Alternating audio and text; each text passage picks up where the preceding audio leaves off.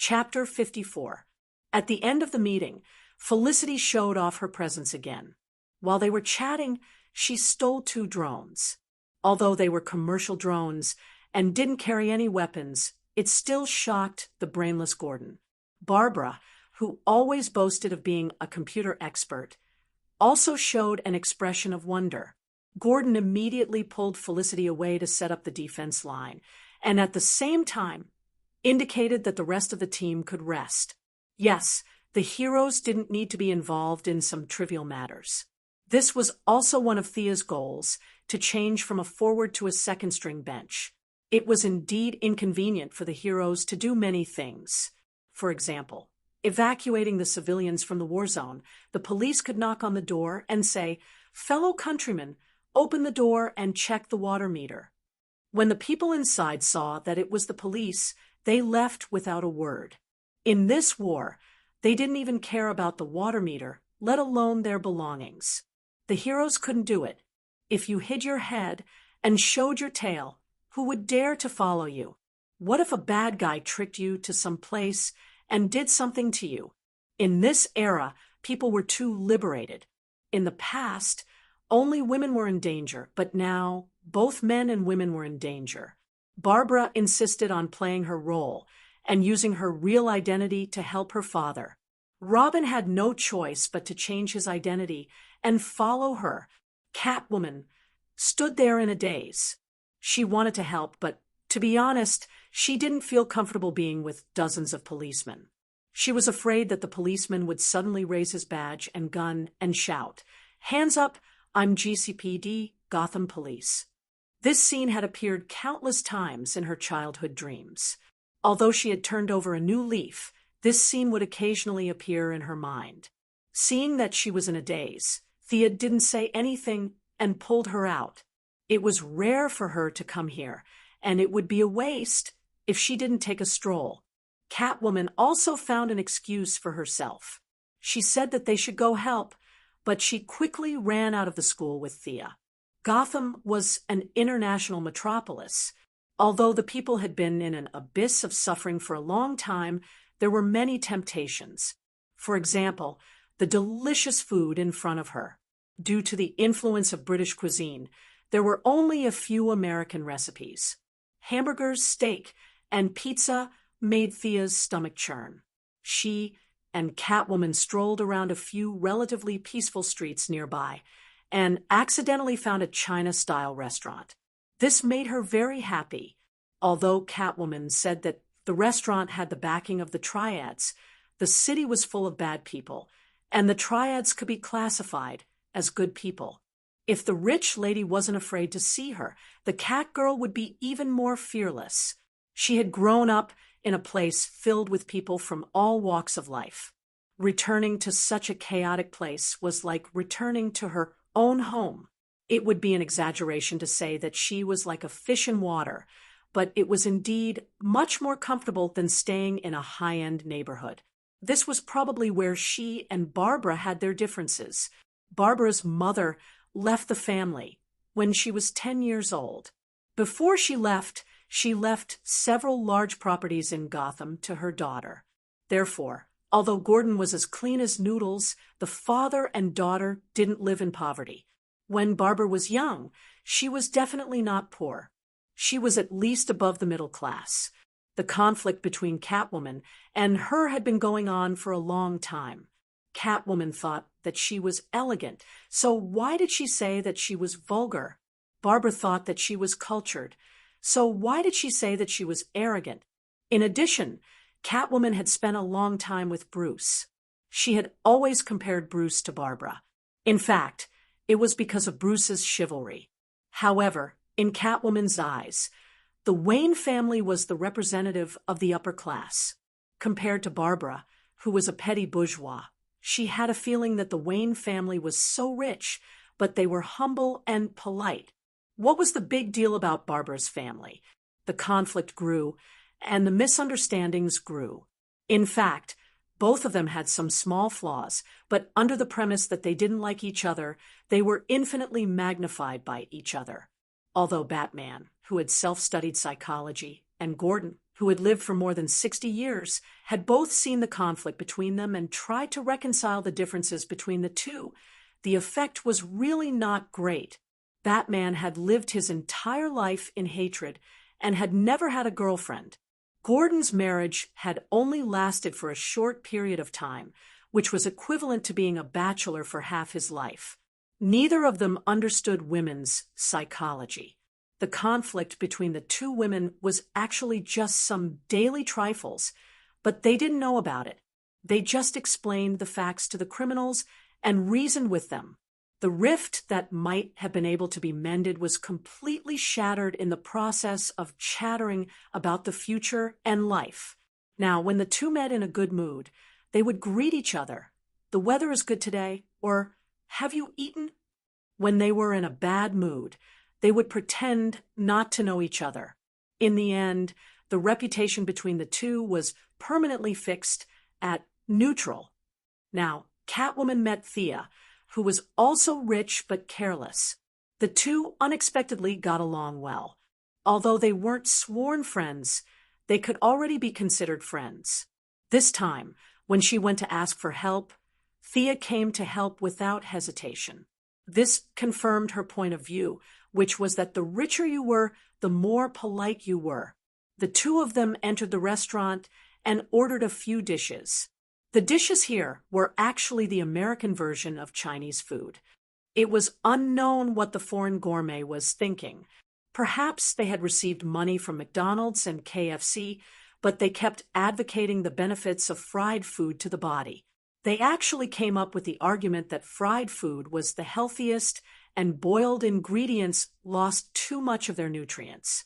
The entire Chinese restaurant was hit hard, not to mention the Japanese raw food. Some Japanese restaurants continued to maintain the tradition of eating raw food, while the more flexible Chinese restaurants could only do as the Romans do.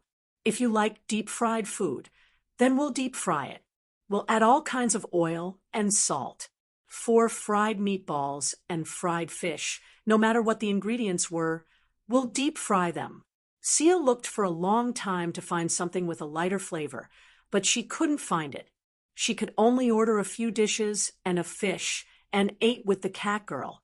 Catwoman didn't know if it was because of her name or her personal preference, but after the dishes were served, she stared at the fish and ate happily. For a foreigner to be able to use chopsticks, as well as Thea, her hands were really good. Seeing her eating the fish, Thea also picked up 2 chopsticks. It was indeed delicious, and it was braised. "What's the relationship between you and Bruce?" Thea had been holding back this gossip for a long time. The two of them had known each other since childhood, and it was really rare that they hadn't confirmed their relationship until now. Didn't you see Talia's actions when she needed to? She pulled Batman, a mighty and majestic man, and did indescribable things with him. Now, Batman's child was already able to do whatever he wanted. He went from being the third party to being the first wife. As a childhood sweetheart, you're doing too badly. Catwoman didn't know what to do. Their relationship should have been natural. First, they exchanged hardware and software. In addition, they were both martial arts masters, and they had unlocked many positions. They had done what they should and shouldn't do.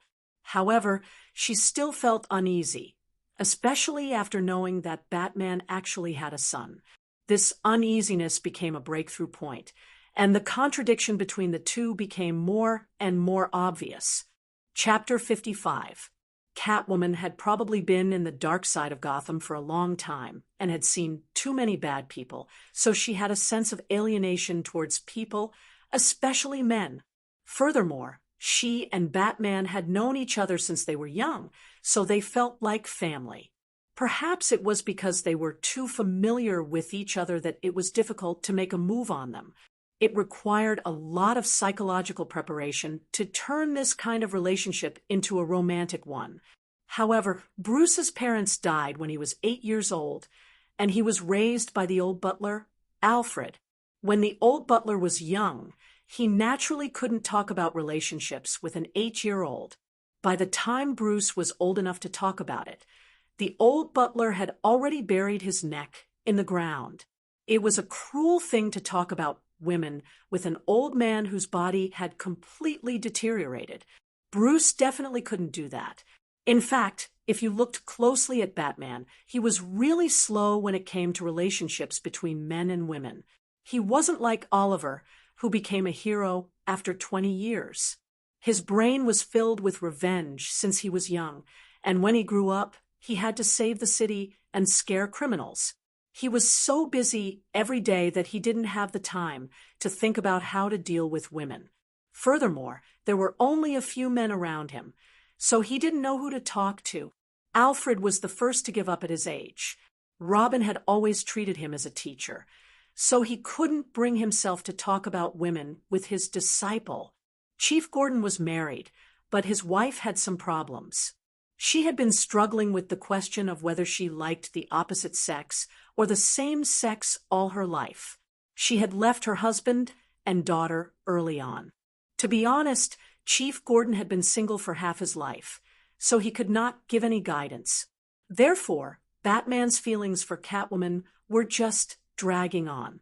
Catwoman didn't know about his feelings, so she waited like an ostrich.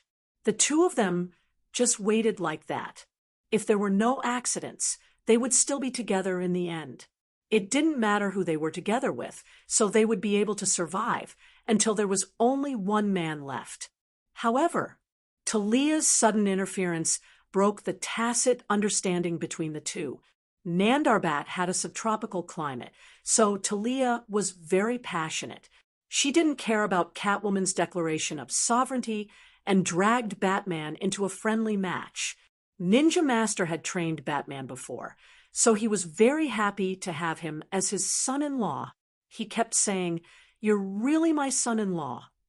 In order to help his daughter tie down Batman, the Master used his profound alchemy knowledge to concoct a long-lost palace drug. 10 months later, Damian Wayne fell to the ground. It could be said that this was a classic case of knowledge changing one's fate. After Batman found out the truth, he couldn't find anyone to vent his anger on. The Master really had good intentions. He taught him martial arts without asking for anything in return, and even gave his daughter a betrothal gift without asking for a single cent.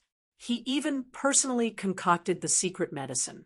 One had to know that many of the herbs were already extinct, and the more they were used, the less they would be used.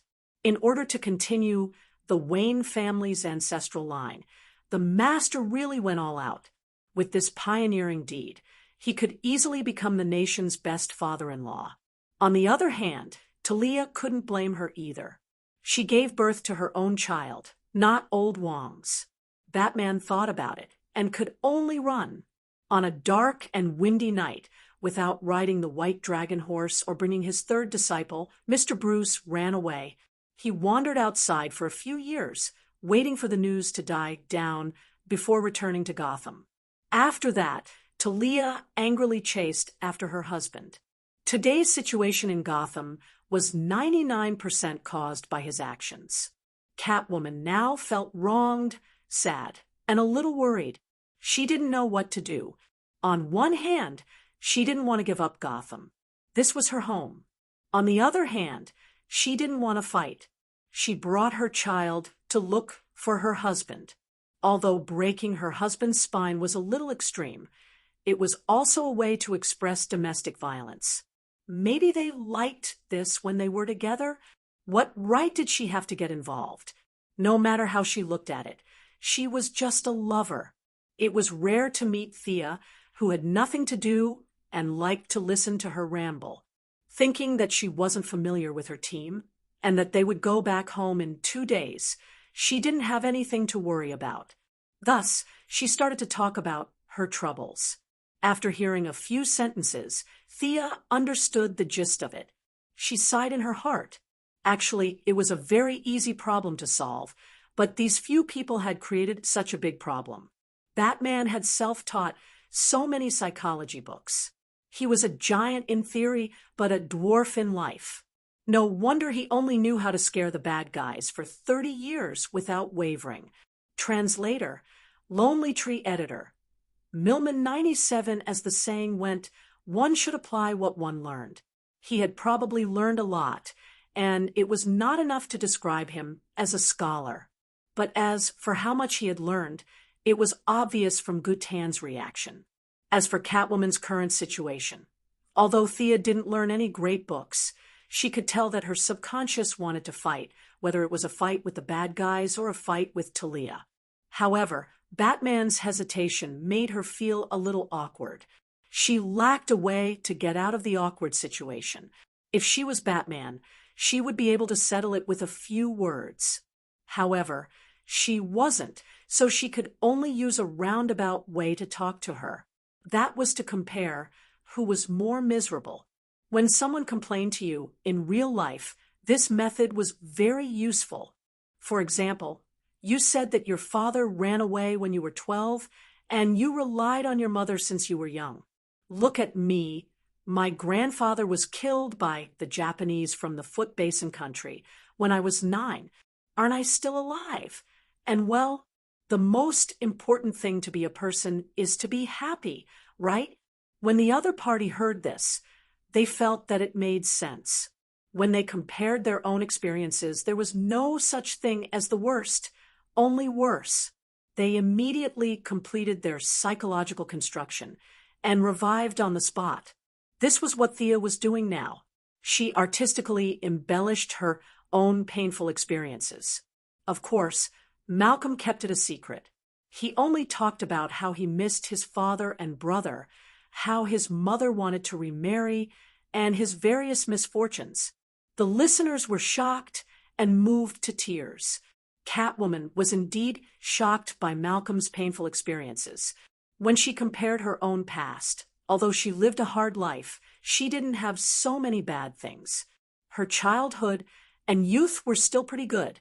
When she thought about it and compared it, she immediately felt that there were 4 words floating in the sky. That's not a problem. Then Thea complained about the difficult lives of rich people. She talked about the snooping of shareholders, the framing of peers, the kidnapping and extortion of bad people. In short, she said, "Is it easy for me to live for so long?" Catwoman automatically thought of the scene when Bruce's parents were killed when he was young. Then she thought of the F*** King shareholders of Wayne Enterprises. Batman had used 20 years to completely take back the control of the company. Every one of them was greedy for money like a competition. He couldn't stop them at all. These people risked their lives to make money and weren't afraid of death. As Thea spoke more and more enthusiastically, Catwoman could only sigh. Sure enough, the lives of the rich were also full of misfortunes. They were indeed much more burdened than ordinary people like her. Chapter 56.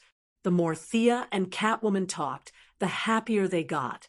They compared their life paths and found that they were surprisingly compatible. Thea suggested that she increase the intensity of her and Batman's love life. After all, they had known each other for so many years. She knew what he looked like, and he knew her depth. What was there to be afraid of? Just chase after him. It was too easy for a girl to chase after a guy. Speaking of which, it was quite strange. Gotham was a place where money was good, but not people.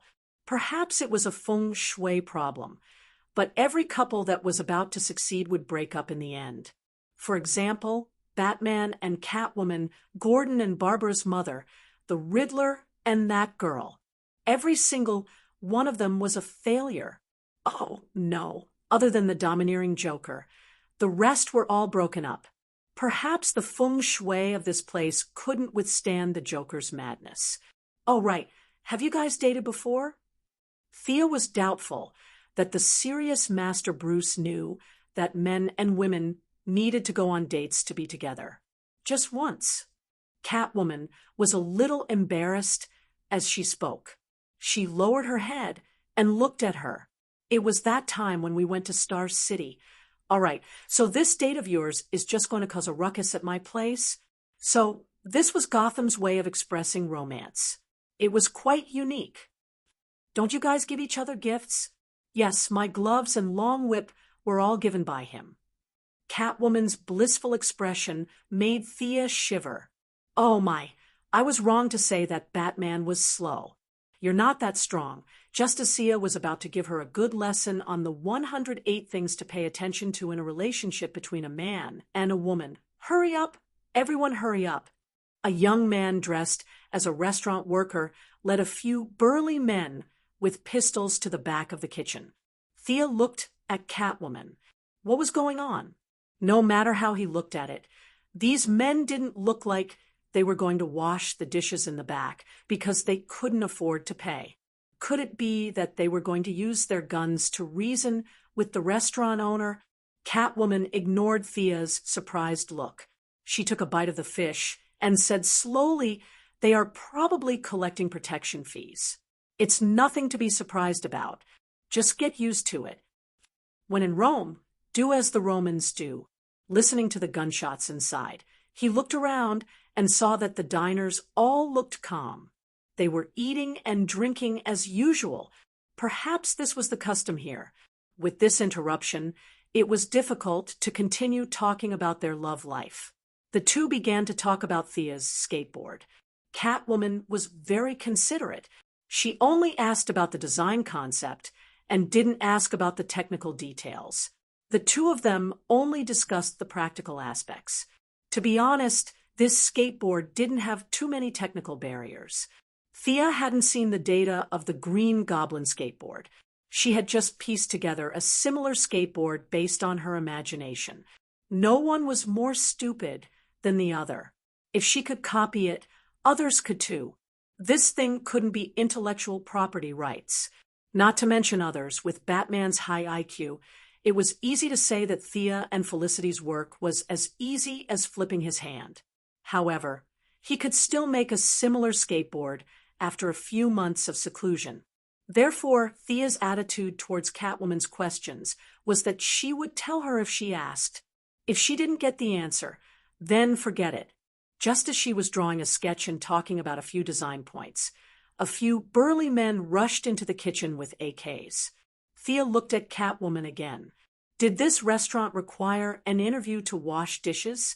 Were these people from the previous batch of people from the same hometown? The previous batch of people felt that it was easy to earn money here, so they asked their friends to come quickly. The feline girl was also a little surprised. She unconsciously stretched her head to take a look inside. Come on, you're a feline girl, not a giraffe girl. What can you see from dozens of meters away and a wall? Realizing that she didn't see anything, Catwoman didn't look embarrassed. She elegantly lit a woman's cigarette and spread her hands at Thea, indicating that they were just like this. They had embarrassed themselves in front of the people of Star City. Thea also expressed her admiration for the vibrant lifestyle of the people of Gotham. They couldn't continue the topic of weapons. They could only switch to the topic that Thea was currently most concerned about: how to fight in a high-heeled battle. Catwoman almost laughed out loud when she heard this question. This was exactly what she was proud of. In her previous love life, she was always at the stage of the audience when it came to skateboard equipment. She was the one who received the knowledge and guidance. Now, she could finally hold her head high. Thea, even a little girl, like you doesn't know how to do it. Let me teach you a lesson. It's time for me to attack. She then explained her experience in detail. It was similar to what Shiva said, but it was more about how she felt in actual combat. Catwoman didn't know if she was traumatized when she was young or if she was a Gotham citizen. She was more or less mentally ill. She seemed to have a sensory disorder. Her self-awareness was completely focused on height. She was full of confidence when she wore high-heeled shoes, but when she changed into flat shoes, her aura plummeted. She was 1.7 tall, but she still wore high-heeled shoes every day. From afar, she looked 1.8 tall. This height made many suitors flinch. Her appearance could be said to be the prettiest girl Thea had ever met. Her figure was even more so. When she was young, she fed the stray cats every day and stole milk from them. Her figure made Thea, who was of the same gender, feel moved just by looking at her. While she was listening attentively to Catwoman's experience in actual combat, footsteps were heard. 3 gang members carrying machine guns and one carrying a rocket launcher passed by Thea's table aggressively. This time, without Thea asking with her eyes, Catwoman could tell that something was wrong. In just a short while, 3 groups of people had charged in. The last few were carrying rocket launchers. Judging from their posture, this wasn't an ordinary gang dispute. The 2 girls had a feeling that today's meal would not be paid for. Women always had a sixth sense. With a loud bang, the entire restaurant quieted down. However, the silence didn't last for more than a few seconds. Screams came from the kitchen. Run, run. The few people who went in earlier ran out with their faces covered in blood. A few of them ran while throwing their weapons. Among them, a bald man stood out. He didn't leave through the door. Instead, he covered his head with his clothes and found a weak spot in the wall. With a loud bang, he broke through the wall and rushed out. Thea was stunned. The successor of the Iron Head art? What a tough guy. But what's going on? The 2 girls looked at each other, looking at the few people running away as if they wished they had more legs. Catwoman knew that something was wrong. Thea could understand Chinese, but the few people's accents were Americanized. They were neither Chinese nor foreign, so all she could hear was the word, run. I hate situations like this. Thea didn't bring any equipment with her. She thought that nothing would happen in the police's area, but it was too late for regrets now.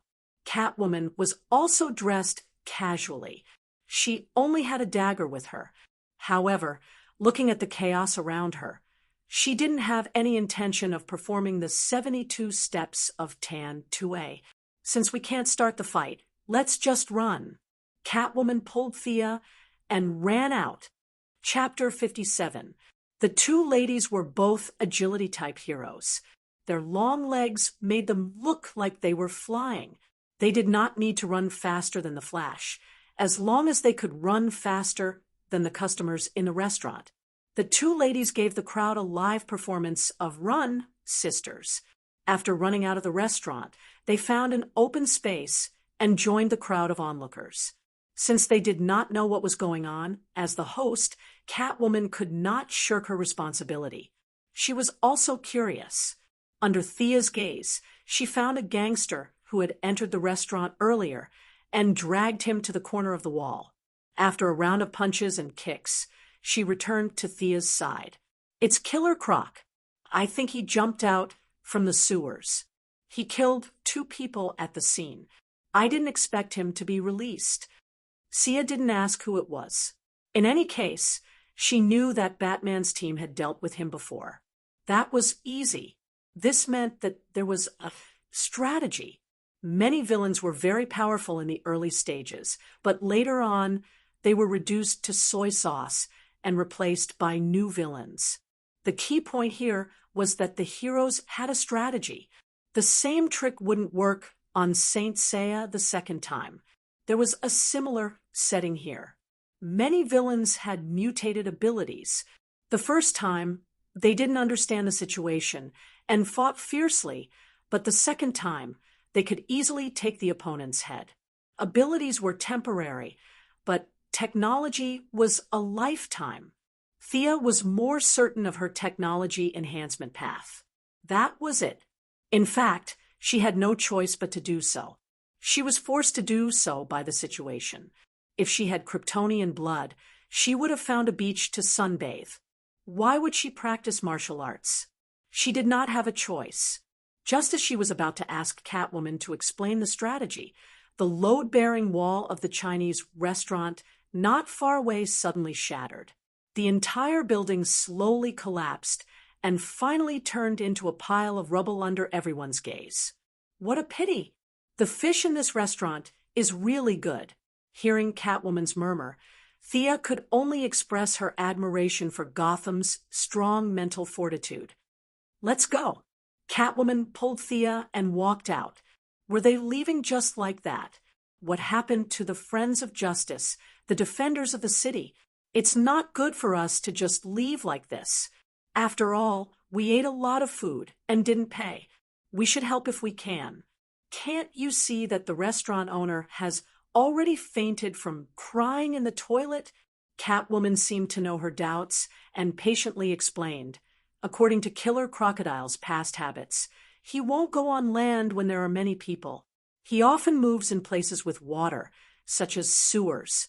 Let's go back to change clothes and get equipment. He won't go too far. There is a small artificial lake not far from here. He will most likely go there. Thea scratched her head when she heard that they were going to fight underwater. Her equipment would be completely useless if she went underwater. She had never tested it underwater, and she had never heard of the hero who could shoot arrows underwater. Besides, she was also very resistant to getting wet. If they all wanted to go underwater, she could only support them mentally. Just as the two of them were rushing back, Thea's phone rang. Felicity's voice came from the phone. Thea, are you guys still at the scene? Listen to me. Killer Crocodile is in a man-made lake not far from you. Their naming skills are terrible. She muttered in a low voice. Robin is rushing over. Barbara is a little worried. You guys go and help him. Thea valued the taciturn Robin. After all, he was Batman's first disciple.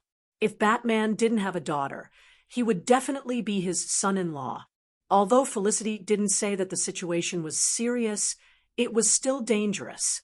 There's no time to get equipment. Let's just go there. Sia hung up the phone and turned to ask for Feline Girl's opinion. Feline Girl was even more concerned about her teammates. Not to mention Robin, she would not even leave Barbara, who she did not get along with, in the lurch. She immediately led the way, and the two ran towards the artificial lake.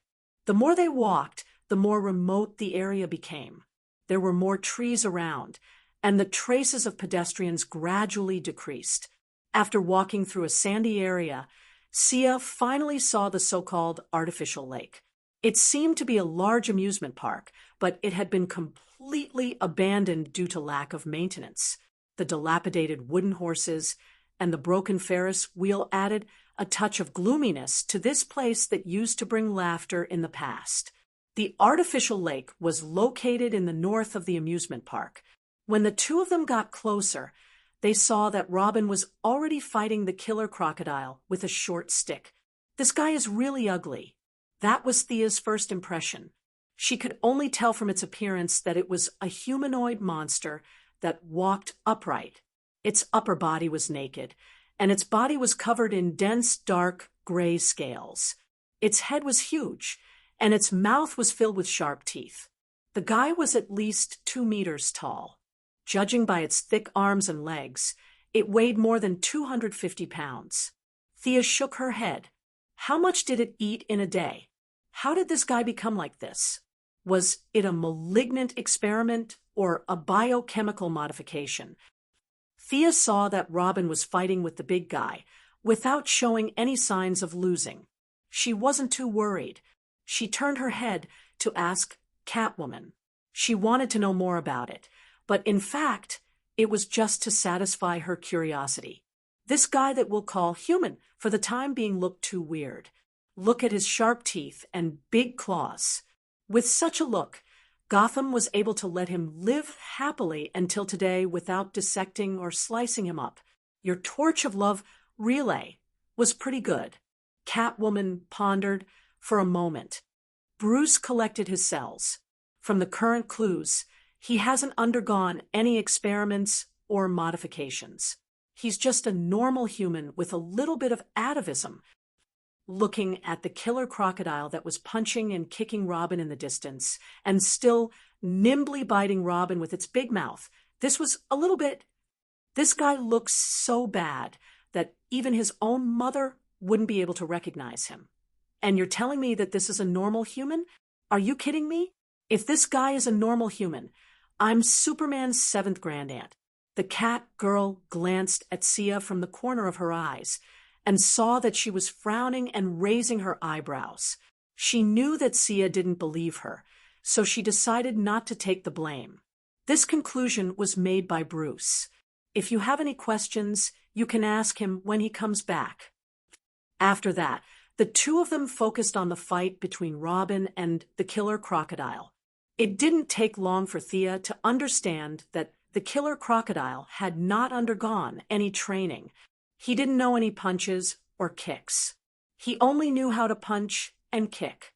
From this point of view, it wasn't too much for Batman to say that he was a normal human. After paying attention to Robin's combat strength, Thea's impression of Barbara's suitor was that he was a man of few words. However, she didn't expect his fighting style to be of the hot-blooded type. His long black hair danced in the wind, and from time to time, she could hear the sound of his short stick hitting the killer crocodile's body. His strength was really good. He didn't waste Batman's years of training.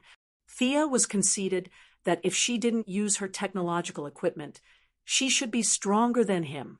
However, there was also a bit of luck involved. It wasn't a sure win, and if she made a big mistake, she might be defeated. The current situation was very much like a martial artist fighting a normal human with great strength. Although every punch and kick of the normal human was fatal, it was meaningless if the powerful force couldn't hit the opponent. Robin was sure to win. Chapter 58.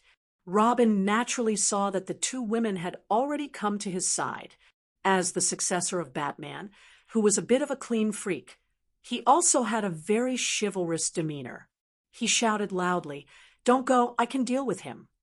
Hearing him say that, Thea was a lot more relieved. In fact, she didn't have the slightest intention of going up to help.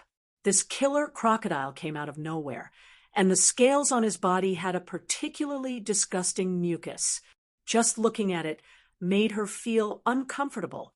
Catwoman grew up in the slums, so she could maintain a certain degree of tolerance for mucus. But just now, the wind changed slightly, blowing a rotten smell from the place where the two were fighting. Catwoman, who was caught off guard, hurriedly hid to the side. It was too smelly. She was known as Catwoman. Although she wasn't at the level of a cat, her sense of sight and smell had reached an extremely strong level. This sudden smell made her almost vomit out her lunch. The two women tacitly exchanged glances with each other. They were surprised to find that the two of them didn't have the intention to rush up. They were secretly relieved. Both of them thought in their hearts, "I'm not afraid of being dirty, smelly. I'm just protecting Robin's dignity as a man. If you don't want to, then don't go up." As if it was yesterday, the two women were watching the battle between Batman and Shiva. They crossed their arms and watched from the side. And from time to time, they would make some comments. Robin didn't know the trajectory of the two's hearts. His mouth said that he didn't want to, but in his heart, he was thinking that they should hurry up and fight together. He didn't have rhinitis, so after smelling the stench for 10 minutes, his nose was almost numb.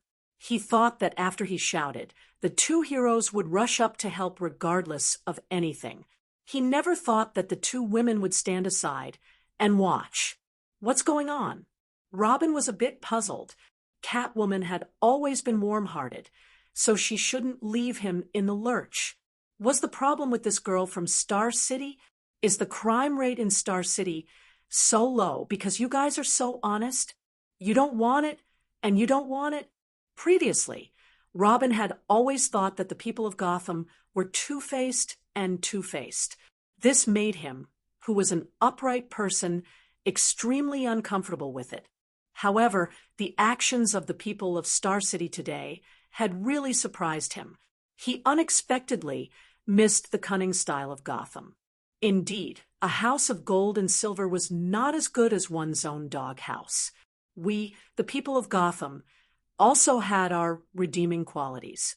Thea didn't know that her actions had already labeled Star City as a real city. She was also thinking about how to deal with this kind of enemy, but she couldn't come up with a good idea. This might be the natural enemy of heroines, let alone herself. Even the female Superman and Wonder Woman wouldn't dare to fight him in close combat. Looking at how he was covered in mucus, every time Robin's baton hit him, it would splash a lot of indescribable things everywhere. Would Wonder Woman dare to use the lasso? Do you dare to use your treasured sword to chop me? Unless she didn't want the old one and was ready to use a new one. The best way to deal with this guy was to shoot a frost arrow from afar, freeze him into a big ice block, and then bury him deep underground. It would be safe and would prevent him from polluting the air. The mucus on his body might even promote the growth of plants. The more Thea thought about it, the more disgusted she felt. While her imagination was running wild, the outcome of the battle had already been decided.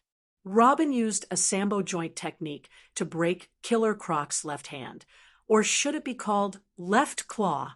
Following that, he put away his baton and threw the enemy over his shoulder, but he misjudged the enemy's weight and his own strength. Only half of the shoulder throw was completed. It was thrown out, but the force was almost non-existent. Killer Crocodile didn't seize the opportunity to attack. Instead, it jumped into the lake. It was unknown whether Killer Crocodile was afraid of being beaten or he was naturally timid. When he swam to the center of the lake, he popped his head out of the water to provoke Robin. Perhaps his vocal cords had deteriorated, but the sound coming out of his mouth didn't sound like a human's voice, but some kind of incomprehensible roar. It wasn't appropriate for the two women to continue watching, so they quickly walked towards Robin. However, after taking a few steps, they stopped at the same time. There was no other way. Robin's body was now full of smell, especially after the last shoulder throw. He was stained with a lot of messy things. The originally black and red skin-tight clothes were now covered in patches of white and green mucus. Needless to say, it was disgusting. Thea made an inviting gesture to Catwoman, which meant that she didn't know him well and that she was his teammate, so she should go up and talk to him. At the same time, she thought mischievously, "Robin, if you don't shower 8 times when you go back home, Barbara won't let you enter the house." Catwoman couldn't blame Thea for her lack of loyalty. This was her teammate, and it was indeed a little too much for her to stay away from him. She could only pinch her nose and go up to talk to him. Robin was the same as Batman. On the surface, he seemed to be tolerant of women, but in fact, he didn't know how to talk to women. Looking at him, following behind Barbara every day without saying a word, it was obvious that he was a big boy who was so honest that he was almost dull. So, not to mention that the two girls were just watching. Even if they wanted to hit him when he was down or even stab him in the back, he would only ask why, and if there were any difficulties. He wouldn't stab them in the back. "Are you hurt?" Catwoman tried her best to hide her sense of smell, hinting that she didn't smell anything, and recalled the delicious taste of fried fish, grilled fish, fried fish, and so on. What? Crocodiles were also fish. Crocodiles were fish, and they were reptiles. Catwoman, who was very sensitive to fish, would tell everyone that they had nothing to do with fish. No. Robin, who was fighting with his blood boiling, didn't know that there were so many things attached to his body. He only felt that although the enemy had run away, the stench was still lingering around his nasal mucosa. He wondered if his nose was damaged. He went back and found a doctor to check on him. Superheroes didn't have medical insurance, and they had to be treated in advance if there was a problem with their bodies. He was a little angry when he saw that Killer Crocodile hadn't run far, and had instead poked his head out of the water to provoke him. In fact, it wasn't just Thea. Batman's team wasn't good at water battles either. Or it could be said that other than the Sea King, superheroes didn't have the habit of fighting underwater. So, there was really no good way to deal with such a guy other than to trick him into fighting on land. Come up if you have the ability. I can kill you with one hand. Robin used all his taunting skills, trying to trick the other party out first. Come down if you have the ability. I'll give you a handicap of my legs. Killer Crocodile wasn't a fool, and he still had the IQ of an ordinary person. Although Thea and Catwoman were standing a little far away, they were still surrounding him. He couldn't even beat Robin, so how could he go up and seek death? Next, it was time for a war of words. Come down. Come up. Come down if you have the ability. Come up if you have the ability. The two of them scolded each other from a distance for 5 minutes, and reality proved that no one was more stupid than the other. Killer Crocodile wasn't fooled at all, and he floated steadily on the water. At the same time, his stubborn temper rose. He thought to himself that even if you have help, I'm not afraid in the water. I won't go out even if you beat me to death. I'll anger you to death. Just as the two sides were in a stalemate, a motorcycle came from afar with a beep sound. Chapter 59. Yo, it's Barbara. She's fast. Catwoman, who had good eyesight, was the first to notice her. Wasn't that right? Batgirl, who was wearing a black cloak, yellow gloves, and yellow boots, quickly approached them like a gust of wind. Robin, are you okay? Barbara ignored the two girls who were watching from the side. She saw Robin standing by the lake with his hands on his waist, panting. She thought he was injured. Actually, Robin had shouted too hard just now and was suffering from a chest pain. He was different from Killer Crocodile. Killer Crocodile was 2 meters tall and weighed more than 500 kilograms. Usually, his voice was like thunder. He was just an ordinary person, and even among the heroes, he was considered thin and weak. It was indeed tiring to shout at the top of his lungs like a human speaker for 5 minutes. Seeing that he didn't reply, Barbara thought he was seriously injured. She looked reproachfully at the two girls who were standing upright at the side. You're too much. She threw the motorcycle aside and ran towards Robin. You're blaming us for this? Thea felt that this person was too brainless. He took everything for granted and used his own thoughts to measure everything. What was the same as what he knew was right, and what was different was wrong. Seeing that she was about to run over to Robin, she gave Catwoman a teasing look. Both of them changed their expressions to that of watching a good show. Barbara ran really fast. It seemed that she and Robin had quite a deep relationship. However, when she was 2 meters away from Robin, she realized that something was wrong. Robin's white and green clothes made his originally very serious combat uniform look like a scavenger's. Moreover, there was a strong, pungent smell. Anyway, she had never smelled such a bad smell since she was a spoiled child. She hurriedly gestured for Robin to stop. Actually, Robin didn't go forward.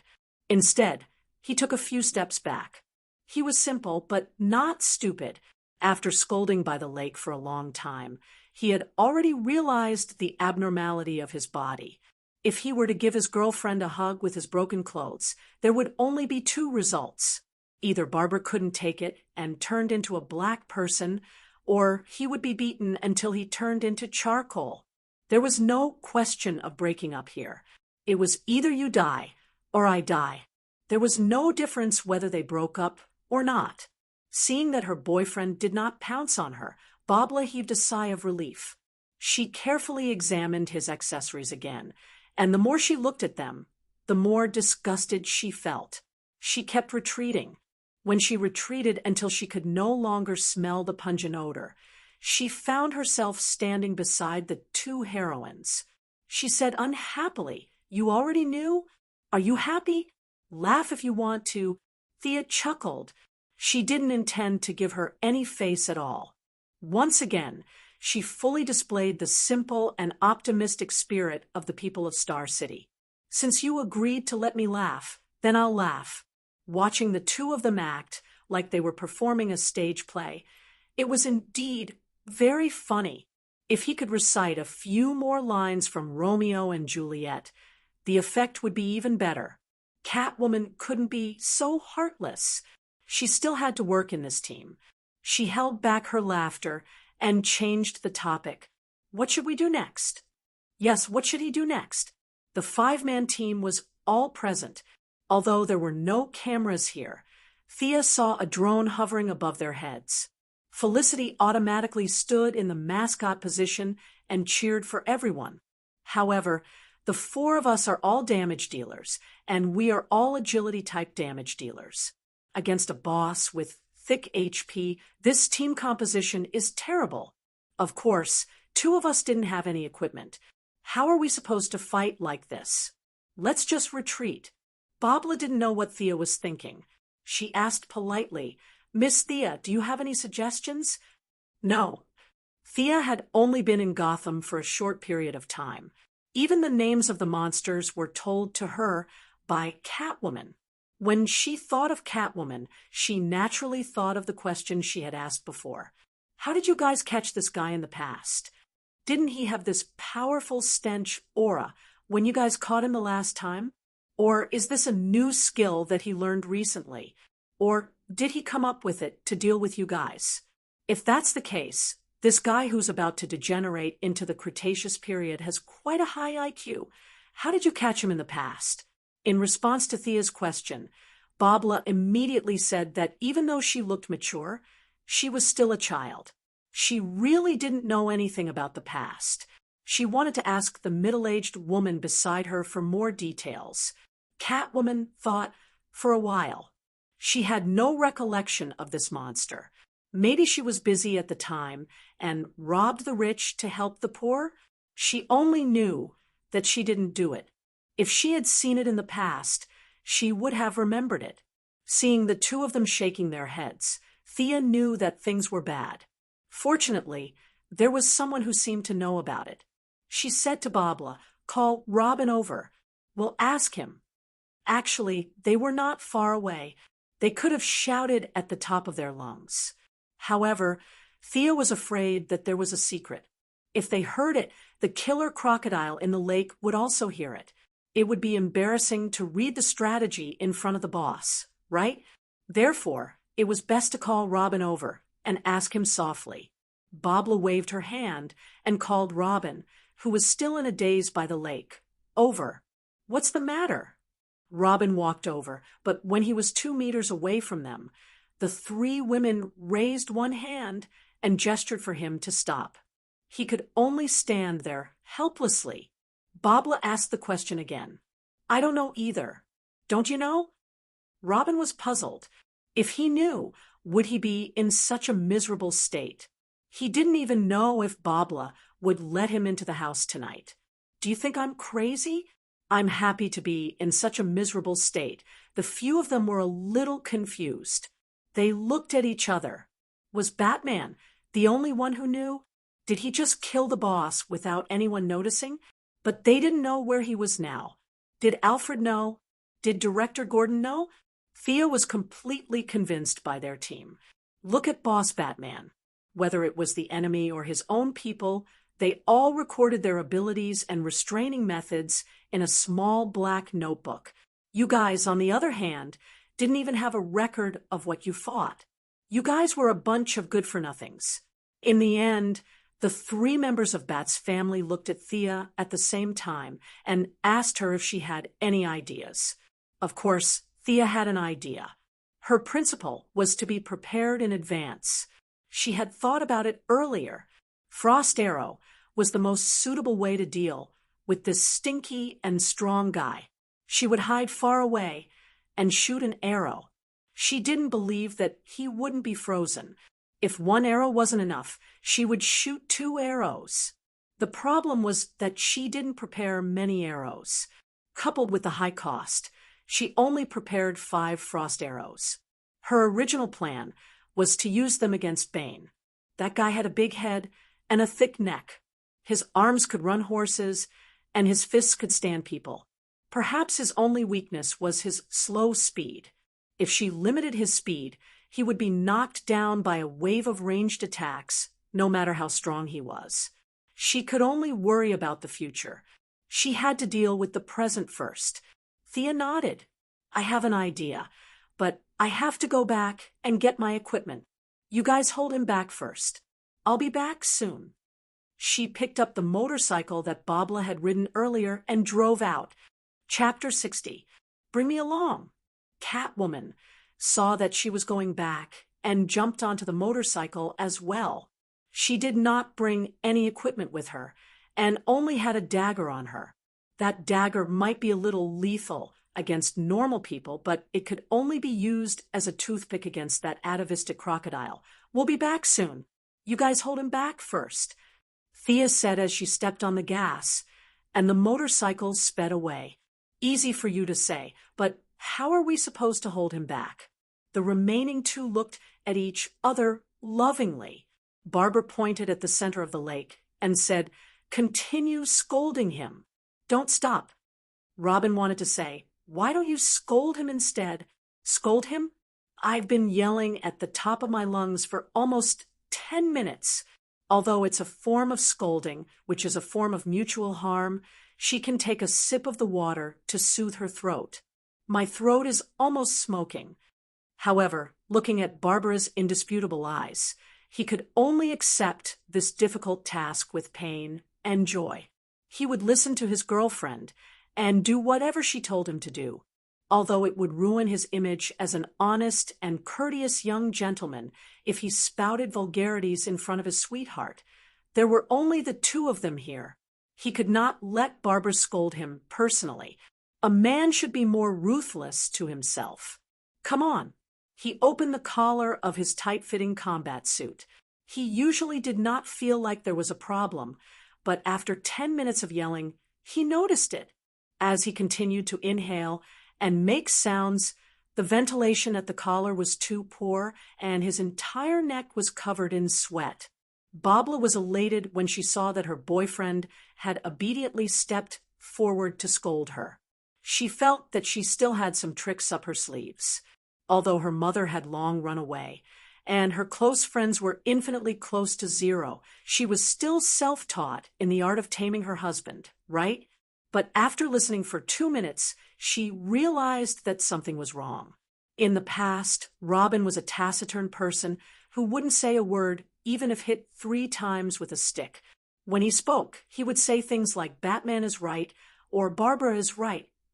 Today, in just a few minutes of scolding, his words were tricky and vicious.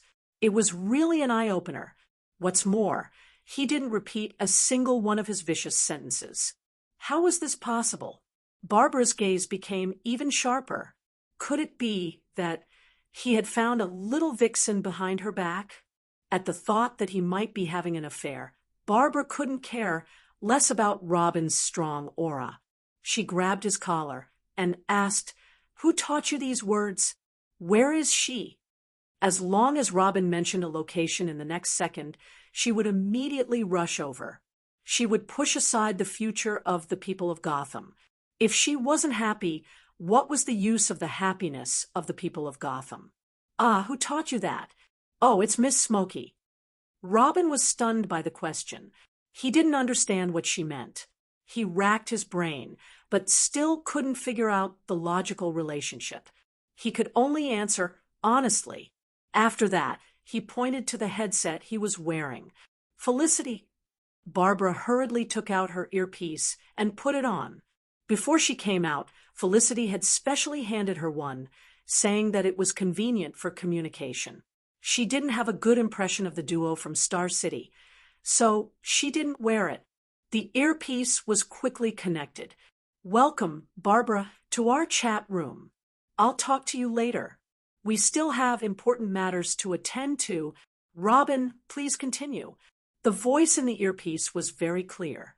She could hear Felicity hurriedly greeting Robin and began their important matters. She would say something in the earpiece, and Robin would repeat it with the human speaker outside. Barbara only felt that the scolding was extremely unpleasant and vicious. If she was in Thea's position, her blood vessels would have exploded long ago. She recalled how Thea's insults made her lose her dinner. Were the people of Star City all so good at scolding people? To be able to scold someone on the spot without repeating a single sentence, what kind of vocabulary did that require? Robin, take a break for half a minute. I'll find a new one. You should drink some water too. Felicity's tapping on the keyboard could be heard faintly shouting, "That Baldy over there, pass me a bottle of water. What the hell is this? Why is she looking for a new one?" Barbara didn't understand. Was there a story behind this that she didn't know? Robin looked at each other. If his girlfriend had stared at him like this in the past, Robin would have fainted from happiness. However, he really didn't have the energy to do so now. He was panting heavily. He wanted to drink water, but he didn't have any. There was a layer of unknown substance floating on the surface of the lake. Killer Croc had a strong digestive system, so he could drink it, but he couldn't. He licked his lips and tried to think of something to quench his thirst. I'm back. Let's continue," Felicity said energetically. "Wait, I'll interrupt you. What were you looking for just now?" Barbara felt that she wouldn't be able to sleep tonight if she didn't get to the bottom of this. 100 classic scoldings in real combat, the latest edition of 2007. Have you guys seen it? I've seen a few of them, and I always thought it was worth collecting. I didn't expect to use it today. Robin, let's continue. Felicity's words strayed off the topic. Fortunately, she still remembered the important matter at hand and forcefully brought the topic back. "You people from Star City know how to have fun." Barbara felt that she had wasted her 20 years of life. She silently watched Robin imitate her and scold her. Needless to say, this was indeed a classic. At first, Barbara listened to a few particularly interesting sentences and memorized them carefully so that she could use them in certain situations in the future. However, after a while, she realized that every sentence was a classic. She gritted her teeth and stomped her feet.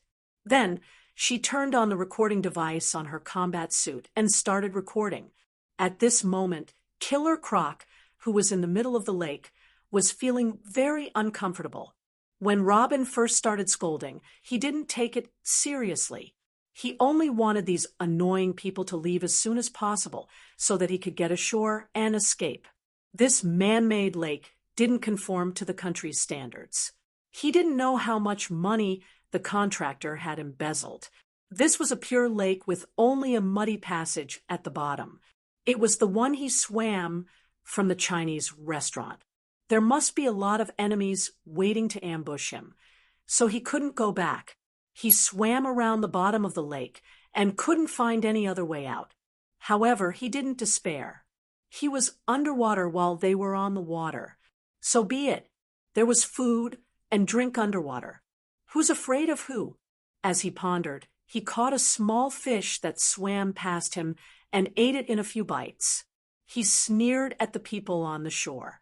When Sia left with the feline girl, he was happy for a while, thinking that these guys were going to retreat. But soon, he found that the young man who had thrown him to the ground had come to the lakeside again, and was cursing at him with his cheeks puffed up. These people are really stupid. Are they trying to use such a low-level method to provoke me? Although my body has grown bigger, my brain is still smart. I'm a famous detective. No, I'm me. I'm a firework with a different color. He caught another fish and ate it slowly. Looking at Robin on the shore, Killer Croc was too lazy to come out and scold him. He would just treat it as a stand-up comedy for him. However, the more he listened, the more he felt that something was wrong. It was because Killer Croc's scolding was too harsh. In a short period of time, the names of countless relatives had come out from Killer Croc's mouth. His immediate relatives had already been mentioned. Now, he was even talking about his grandfather's grandfather's generation. Chapter 61. Killer Crocodile wanted to retort, but he remembered that he was abandoned when he was young and had to hide in the sewers every day. He was not like the four little turtles next door who had a grandpa who turned into a rat. He could only say a few words because he was smart and eager to learn. However, his poor vocabulary was not as good as the guy on the shore. Fortunately, the target of his atavism was crocodiles. These reptiles were naturally cold-blooded, which meant that their blood circulation was slower and they were not easily angered. Furthermore, Robin's brain was somewhat damaged after the mutation. Robin's scolding was a little too sophisticated. Many of his jokes needed to be repeated a few times to understand the meaning. Killer Crocodile was unable to understand the old ones, and new ones popped up. Hey, Barbara, Thea, and the others will enter the battlefield in a minute. We have to lure him out. I'll open a channel for you. Join in and scold him. Felicity said hurriedly through the earpiece. I have to join in and scold him? Barbara found it a little hard to believe. She had received higher education since she was young, and she had never done such a thing before. She was a little nervous. Would I be able to do it? However, looking at Robin's red face and thick neck from scolding, it seemed to be a very enjoyable thing to do. A strange sense of guilt emerged in her heart. Is this what they meant by learning well for 3 years and learning bad for 3 days? As a knowledgeable woman of the new era, she couldn't leave any regrets for herself. She had achieved both of these achievements by going to the kitchen and killing the wooden horse and climbing over the wall. In order to fight against mistresses and hooligans in the future, I have to make up for this shortcoming. Today is a rare opportunity. Let's do it. I found a mixed version for you guys. The title of this post is Let Your Opponent Be Human Again 07 trial version. It's said to be very effective. Let's try it out. I'll adjust the channel first. Robin will explain to Barbara the things to take note of. Hee. Felicity was in high spirits through the earpiece. She had never been this happy in her life. There are things to take note of. Can't you just shout at the top of your lungs? Barbara was a little confused. Robin was afraid that she would be suffocated, so he stood 3 meters away and said seriously, Dear, you have to pay attention to a few things. First, you have to inhale from your lower abdomen and transmit the sound to your vocal cords through your chest. At this time, you have to be careful not to release the sound all at once. You have to do it step by step. Let me show you. Without waiting for Babla's response, Robin stood with his head held high and his chest puffed out. Like a singer practicing his voice, he performed a few standard vocal movements with perfect articulation. She felt pretty good after singing, and even gave Barbara a thumbs up with a hint of encouragement in her eyes, implying that she should give it a try too. Actually, Robin was getting a little carried away. Although he was usually quiet, that was because he was brought out by Batman. Master Bruce had never smiled ever since his parents died. If you saw him grinning from ear to ear, it meant that he was definitely under the Joker's control. Everyone could restart the Holy Grail War. No, it was the Cloak War. Today, after being guided by Felicity, the young man's blood that was usually suppressed was stimulated. He felt that he was too happy to scold. Now, he was full of energy, and the haze of the past was swept away. Looking at her boyfriend, who was full of sunshine and fighting spirit, Babla could not help but think, is this still my Robin?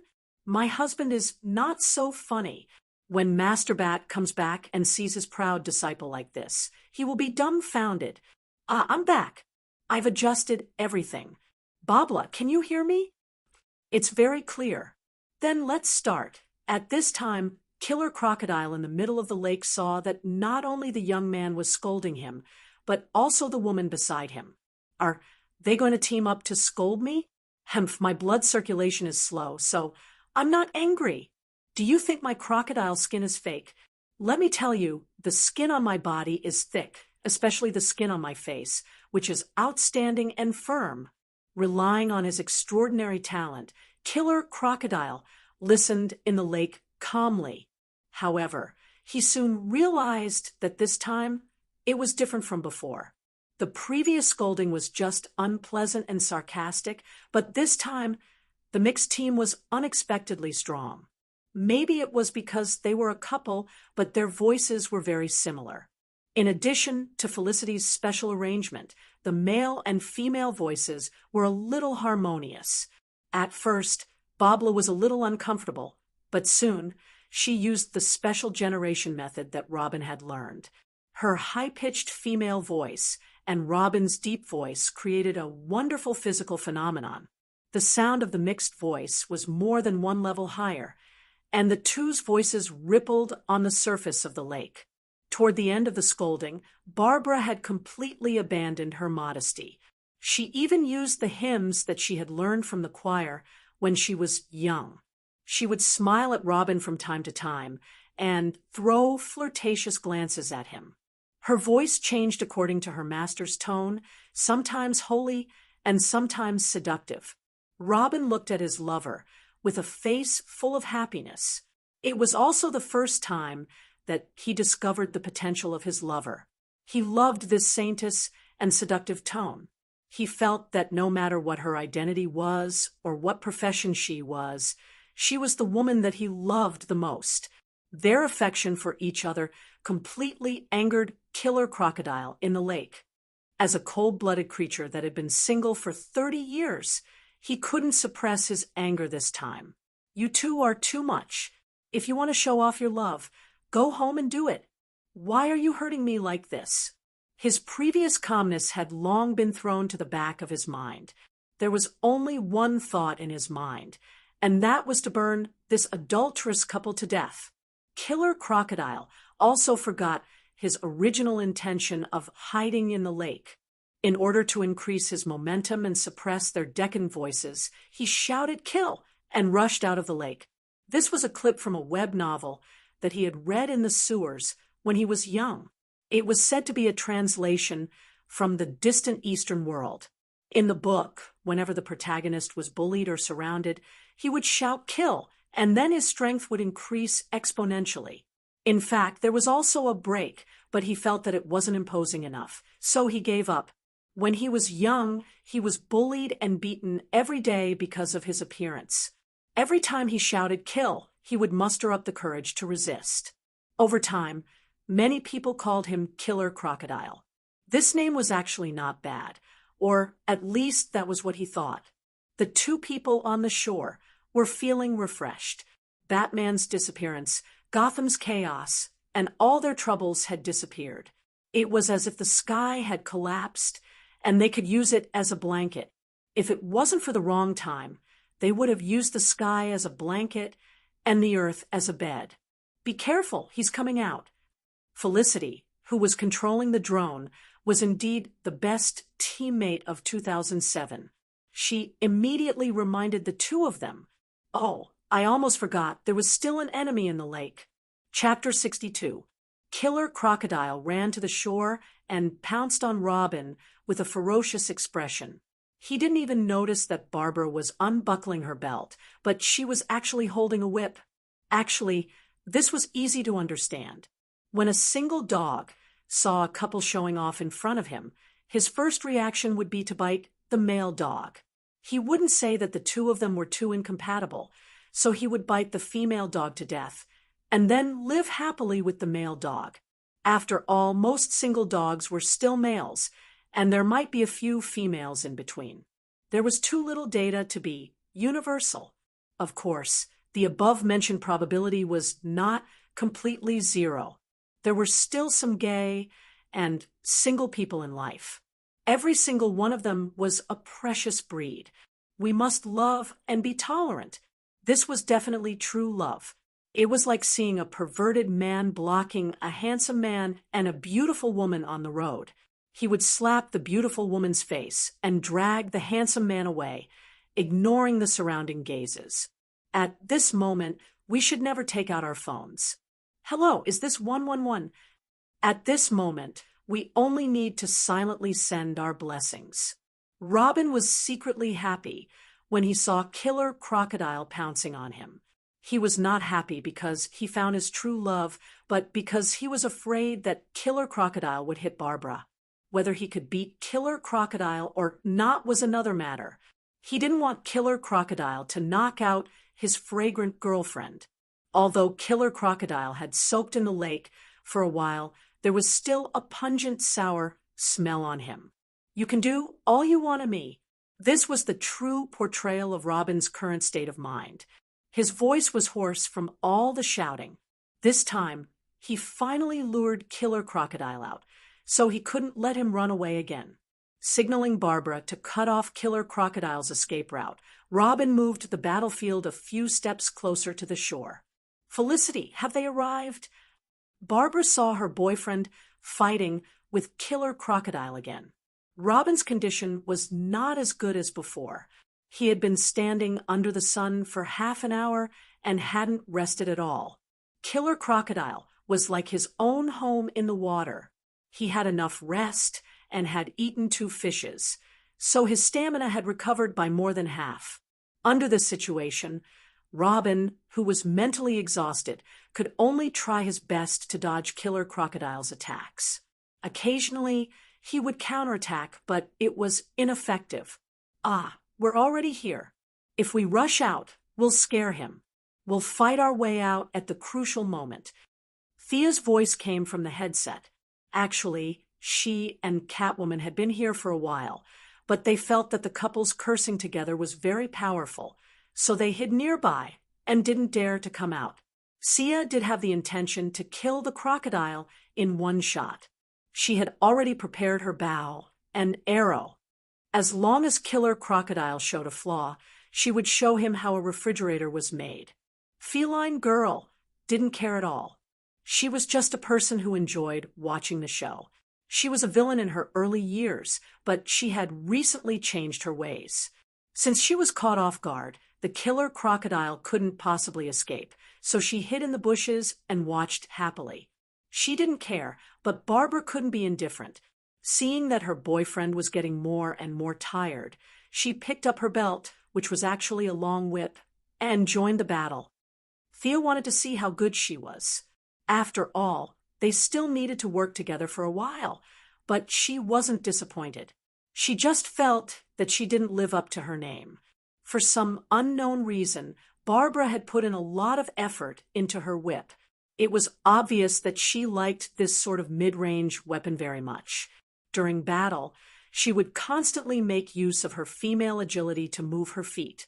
This sort of fighting method was a little too tricky, but it wouldn't be a problem for her to use it against normal people or small monsters. In fact, it would be very efficient and beautiful. However, this fighting method would be full of flaws when faced with a slightly stronger enemy. If she was only at this level, Thea could defeat her without using any weapons, and the chances of winning were very high. At present, the strongest member of their group was Catgirl. Years of life and death on the streets, and her style of doing things that were both good and evil had increased her combat strength exponentially. It should be noted that she had received almost no training. She had never attended a serious class like Sia, and all her kung fu was honed in actual combat. Robin's strength was slightly weaker. Batman valued this successor too much and taught him all the moves he was proud of. However, Robin's physique was thin and weak, and there were many moves that he couldn't use with his physical condition. Perhaps he was aware of this problem, so he artificially leaned on the path of agility and dexterity, making him look a little different now. Barbara was even worse. She was at the level of a hero. If she didn't make any major adjustments, her achievements would be limited. Just as Thea was seriously thinking about the problem, Felicity's voice came again. "Don't just fight. Keep scolding. What if he runs away? I'll continue. Keep scolding?" The young couple looked at each other and saw a trace of anticipation in each other's eyes. "Let's do it then." After all, Felicity was the one who said it. They repeated it, and it became a conditioned reflex. They didn't even think about it. They just kept scolding and hitting each other. "You stinky son of A.B. *TCH. You're polluting us physically, so we'll deal with you with trash talk. Come on, let's hurt each other." In fact, Killer Croc was already thinking of running away. Although he didn't have Spider-Man's spider senses, his atavism had strengthened his sixth sense. Although he only saw two enemies, he had a bad feeling in his heart. Just as he was about to go back to eat his fish, he saw that the couple was still scolding each other. As the two of them sang together, his anger that had subsided soared again. "Are you done yet? Don't you know that you should leave a way out?" He didn't care about his limited vocabulary. He opened his mouth and started scolding them. Felicity in the headset also started to work. She picked the stories related to crocodiles to read. In a short while, she had finished explaining the process of making crocodile leather bags. Now, she was describing how to cook crocodile meat to make it more nutritious. Robin and Felicity didn't use their brains, so their fighting strength was basically unaffected. However, the more Killer Croc listened, the angrier he became. Although he still thought of himself as a human, as time passed, he was ostracized by human society. Listening to Robin's description of all kinds of skinning and pulling tendons, as well as all kinds of braising and stewing, he relaxed his attacks on Barbara. In fact, she was the one who was jumping up and down, nimbly like a rabbit. Killer Crocodile couldn't hit anyone at all. Since it couldn't hit anyone, it didn't attack anymore. It ignored Barbara and rained punches on Robin. Robin had already used up a lot of his stamina, so he could only barely resist such a fierce attack. Barbara couldn't bear to see her boyfriend get beaten up, but her lethality was really limited. She could only swing her hand and wrap the whip around the Killer Crocodile's leg, hoping to rely on her own strength to hold him back, and buy time for Robin to regroup. Chapter 63. Although Barbara's strength was weaker than Killer Crocodile's, it was only at the level of an ordinary person. Usually, such strength would not even be able to offset Killer Crocodile's own weight, let alone move him. However, Barbara's timing was very clever. She stopped him just when he was about to use up all his strength. Killer Crocodile was chasing after Robin when his right leg was suddenly entangled by the whip. He could not help but stop moving forward. It was a good opportunity. The feline girl, who had been hiding for a long time, saw the opportunity created by her teammate.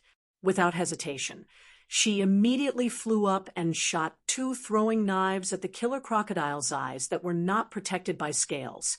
At the same time, she pulled out her long whip and wrapped it around his left leg. This was a gift from the unromantic masturbat on a date. To be honest, it was quite useful. Robin had been hit by Killer Crocodile's barrage of punches many times. Although he had protected his vital parts, his whole body was still sore. This guy was too strong. The protective suit only provided a certain amount of protection, and the bruises on his body were inevitable. Seeing that his two teammates had restrained the enemy's movements, he did not dare to slack off.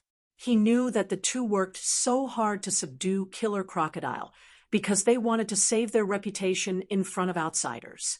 As the only man in the team, he could not lose to the girls. He took a step, ran behind Killer Crocodile, and punched him in the neck. His team's motto was not to kill, and he had no intention of changing his allegiance. Although he did not understand how much this guy could contribute to society, he still had to abide by the rules of the Batgate. Being able to knock the enemy out was a very perfect ending in Robin's opinion. A normal person would indeed faint if they were hit in the neck. This scene often appeared in movies and TV shows. The protagonist or the villain would throw the person into a small dark room, then hide behind the door and hit the target lightly. It was somewhat artistic, but the principle was correct.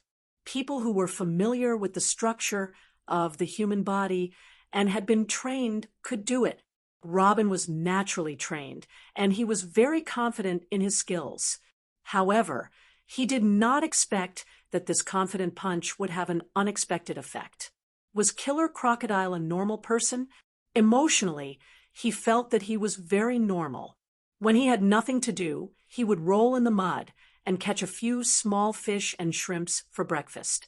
Was this life not normal? He had seen many women smearing mud on their faces. It was said to be called seaweed mud or something. He heard that it was quite expensive. That was nonsense.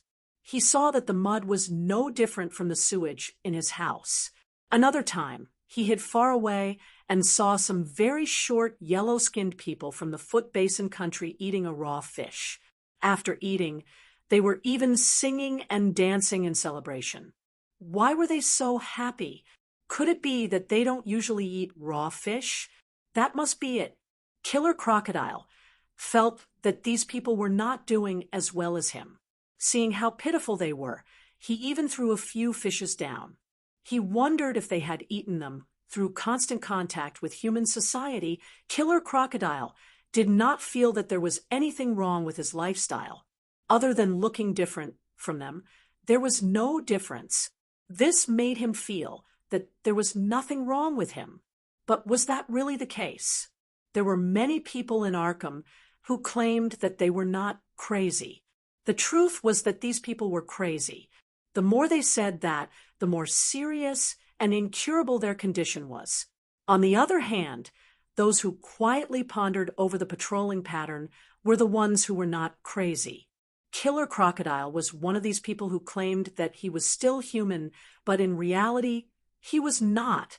Physiologically speaking, the genetic difference between him and a human was as big as 2 streets. If he did not stop his current degeneration, theoretically speaking, he would become a humanoid crocodile who only knew how to kill in 20 years. Of course, all of this was still far away. Killer Crocodile did not care about what would happen in the future. First, he needed to get out of this crisis. His legs were tied up by the 2 girls. Robin had already circled behind him. He gathered all his strength and punched the back of his neck. Ah! The imagined enemy fell to the ground, receiving the admiring gazes of the girls, and marrying Barbara in the future did not happen. Robin was dumbfounded as he watched Killer Crocodile roll on the ground with his hands on his head. The 2 girls could only retract their whips and watch from afar to avoid being dragged into the mess. No matter how he looked at it, it didn't look like he was going to faint. Could it be that his martial arts had regressed so much that he missed such a simple punch? Robin's face was a little ugly. Killer Crocodile's face was even uglier than him. His body was too big, so his reaction speed was a little slow. When he realized that Robin had circled behind him, he was 1 step too late, so he did not dodge the punch. Normal people who were hit by Robin's punch, full of true Yuan chakra, would definitely faint, and they would not wake up for at least 3 days. Even if they woke up, they would wake up because of hunger. But Killer Crocodile was not normal. His physiological structure had become infinitely similar to that of a crocodile with the increase of age. A crocodile had a dense cluster of neurons below the neck near the spine to control the balance and overall coordination of the body. From the perspective of an ordinary person looking at a crocodile, the crocodile's head, neck, and body were as thick as a bucket. It was impossible to find the specific position, but a skilled hunter could find this area. If you don't want to use the old-fashioned method of burying a knife in the crocodile's path and let it cut open its stomach by itself, but you want to challenge it like a warrior, then you only need to find this position and take a dagger and stab it fiercely. Then the crocodile will be paralyzed. At that time, you can kill it or scratch it up to you. Unfortunately, Robin hit this position. If he had a knife in his hand, the battle would have been over by now, and they would have carried the trophies back to the mission. But he hit it empty-handed. Although the strength was great, the crocodile was famous for its thick skin. The lethality of this punch was not dizziness but pain. The severe pain made Killer Crocodile, who had thick nerves, a little unbearable. Regardless of the enemies around him, He held his head and rolled on the ground. Oh, this was a good opportunity. Thea saw the enemy rolling on the ground, and several of her people were stunned on the side. She knew that it was time for her to appear. She floated 10 meters in the air and controlled the skateboard to jump out like an arrow. Flying to a distance of 30 meters away from Killer Crocodile, she sniffed gently with her nose. There was no strange smell. In fact, she could shoot from a distance of 100 meters, but in order to not be so special, several of her friends and relatives were more or less stained with a mess of things. Thea held the idea of unity, so she found a relatively close distance. She took out a frost arrow, calculated the distance in advance, aimed at his calf, and shot out the arrow. She didn't want to cause any conflicts because of the death of the enemy in front of these temporary teammates who were kind to Mother Mary. Chapter 64. Killer Croc was still rolling on the ground. Although his crocodile instincts warned him of danger, he was in so much pain that he had forgotten his own name. His brain did not receive the danger signal at all. Or rather, even if it did, there were no brain cells to analyze it. Compared to the pain in his back, this light arrow was nothing. He also saw the person who shot the arrow at him. How could this person float in the sky? As a single croc who had lived in the sewers for 20 years, he had never seen such a high-end thing. Was this the plane that those people were talking about? Subconsciously, he felt that it did not look like it. It seemed that a plane should be flying very high. His mind wandered for a while, and he was surprised to find that his back did not hurt as much. This was great news for him. As long as he could move again, he could run back to the lake. The flying thing could not possibly go into the water, right? As for the 3 people on the ground, Killer Croc felt that he could still get out after taking a few hits. At the same time, he thought that he would not come out no matter what they said in the water. His plan was pretty good, just as he was about to move his legs and charge on the road. Why didn't he move? He wanted to move his body, but found that he could not move. There was a bone-piercing chill running through his body. Subconsciously, he lowered his head and said, "Wow." Why was there ice below his neck? His huge head swayed left and right. Only his neck could move. He looked around. It was still the same environment as before. The adulterous couple and the guy who jumped out and threw knives at him were watching from the side. As the most familiar with Thea, Catwoman was a little dumbfounded. When the two went back to get the equipment, Thea roughly explained her fighting process, such as shooting an arrow from afar and restricting the enemy's movement speed. At that time, she thought that Thea was the type of archer who could shoot wherever she wanted from 100 meters away. One arrow would make a hole in the enemy's leg and restrict the enemy's movement speed. The rest of the team would swarm up and chop the enemy until he could not take care of himself. Then they would loot the corpse and distribute the equipment. However, the reality was completely different. Catwoman could not tell whether the archery was good or not. The main thing was that the next scene was too scary. The enemy was turned into a big ice block. This was a killer crocodile. It was born with a height of 2 meters, and it could even show its head. If it was slightly shorter, it would be completely frozen, right? Catwoman felt that the movement speed limit in her dictionary was different from this one. She was about to turn into an ice sculpture. Was this the standard of Star City? Judging from Killer Crocodile's appearance, not to mention its speed, it would soon enter the operating theater and become a happy paraplegic. Babla, what's that on her arrow? When Robin saw that the battle had ended, he plopped down on the ground and panted in exhaustion. However, when he saw the frozen crocodile created by Thea, he didn't know if it was because of the cold or because he was a little frightened, but after seeing the frozen crocodile created by Thea, he quickly ran to Barbara and asked her about it. It should be some kind of chemical product. I can't tell the specifics, but it's really powerful. Barbara had gone through systematic higher education, and she was much more experienced and knowledgeable than Robin, who had always relied on self-study. She pondered for a moment and gave her answer. Do you think we can study this weapon? Robin was now very fond of this unknown chemical product. If you had this arrow earlier, would you be so tired like a dead dog? I'm afraid not. Mr. Bruce won't let us use this kind of weapon. It can be used against enhancers, but our enemies are basically ordinary people. Not many of them can survive this arrow. Barbara was actually a little envious. This kind of weapon was convenient and fast. No matter how strong the enemy was, it would be able to attack from 3 points in the shape of a triangle. The enemy wouldn't be able to escape. Unfortunately, as long as Batman didn't change his principle of not killing, they could only say goodbye to this kind of weapon and fight honestly. Then what if we develop it privately? It's great as a trump card. Robin was still a little unwilling to give up. Barbara laughed coldly. Do you know how much it costs to develop this thing? Do you have a laboratory? Do you know how much professional knowledge is required? Do you plan to rely on the two of us? She continuously asked 5 to 6 questions, leaving Robin speechless.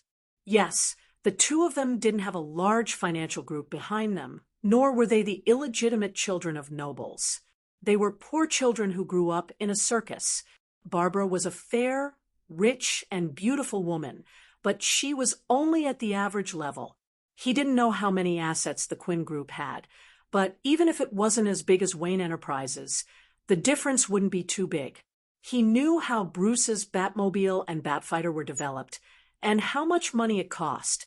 Thinking about the astronomical figures, Robin felt dizzy.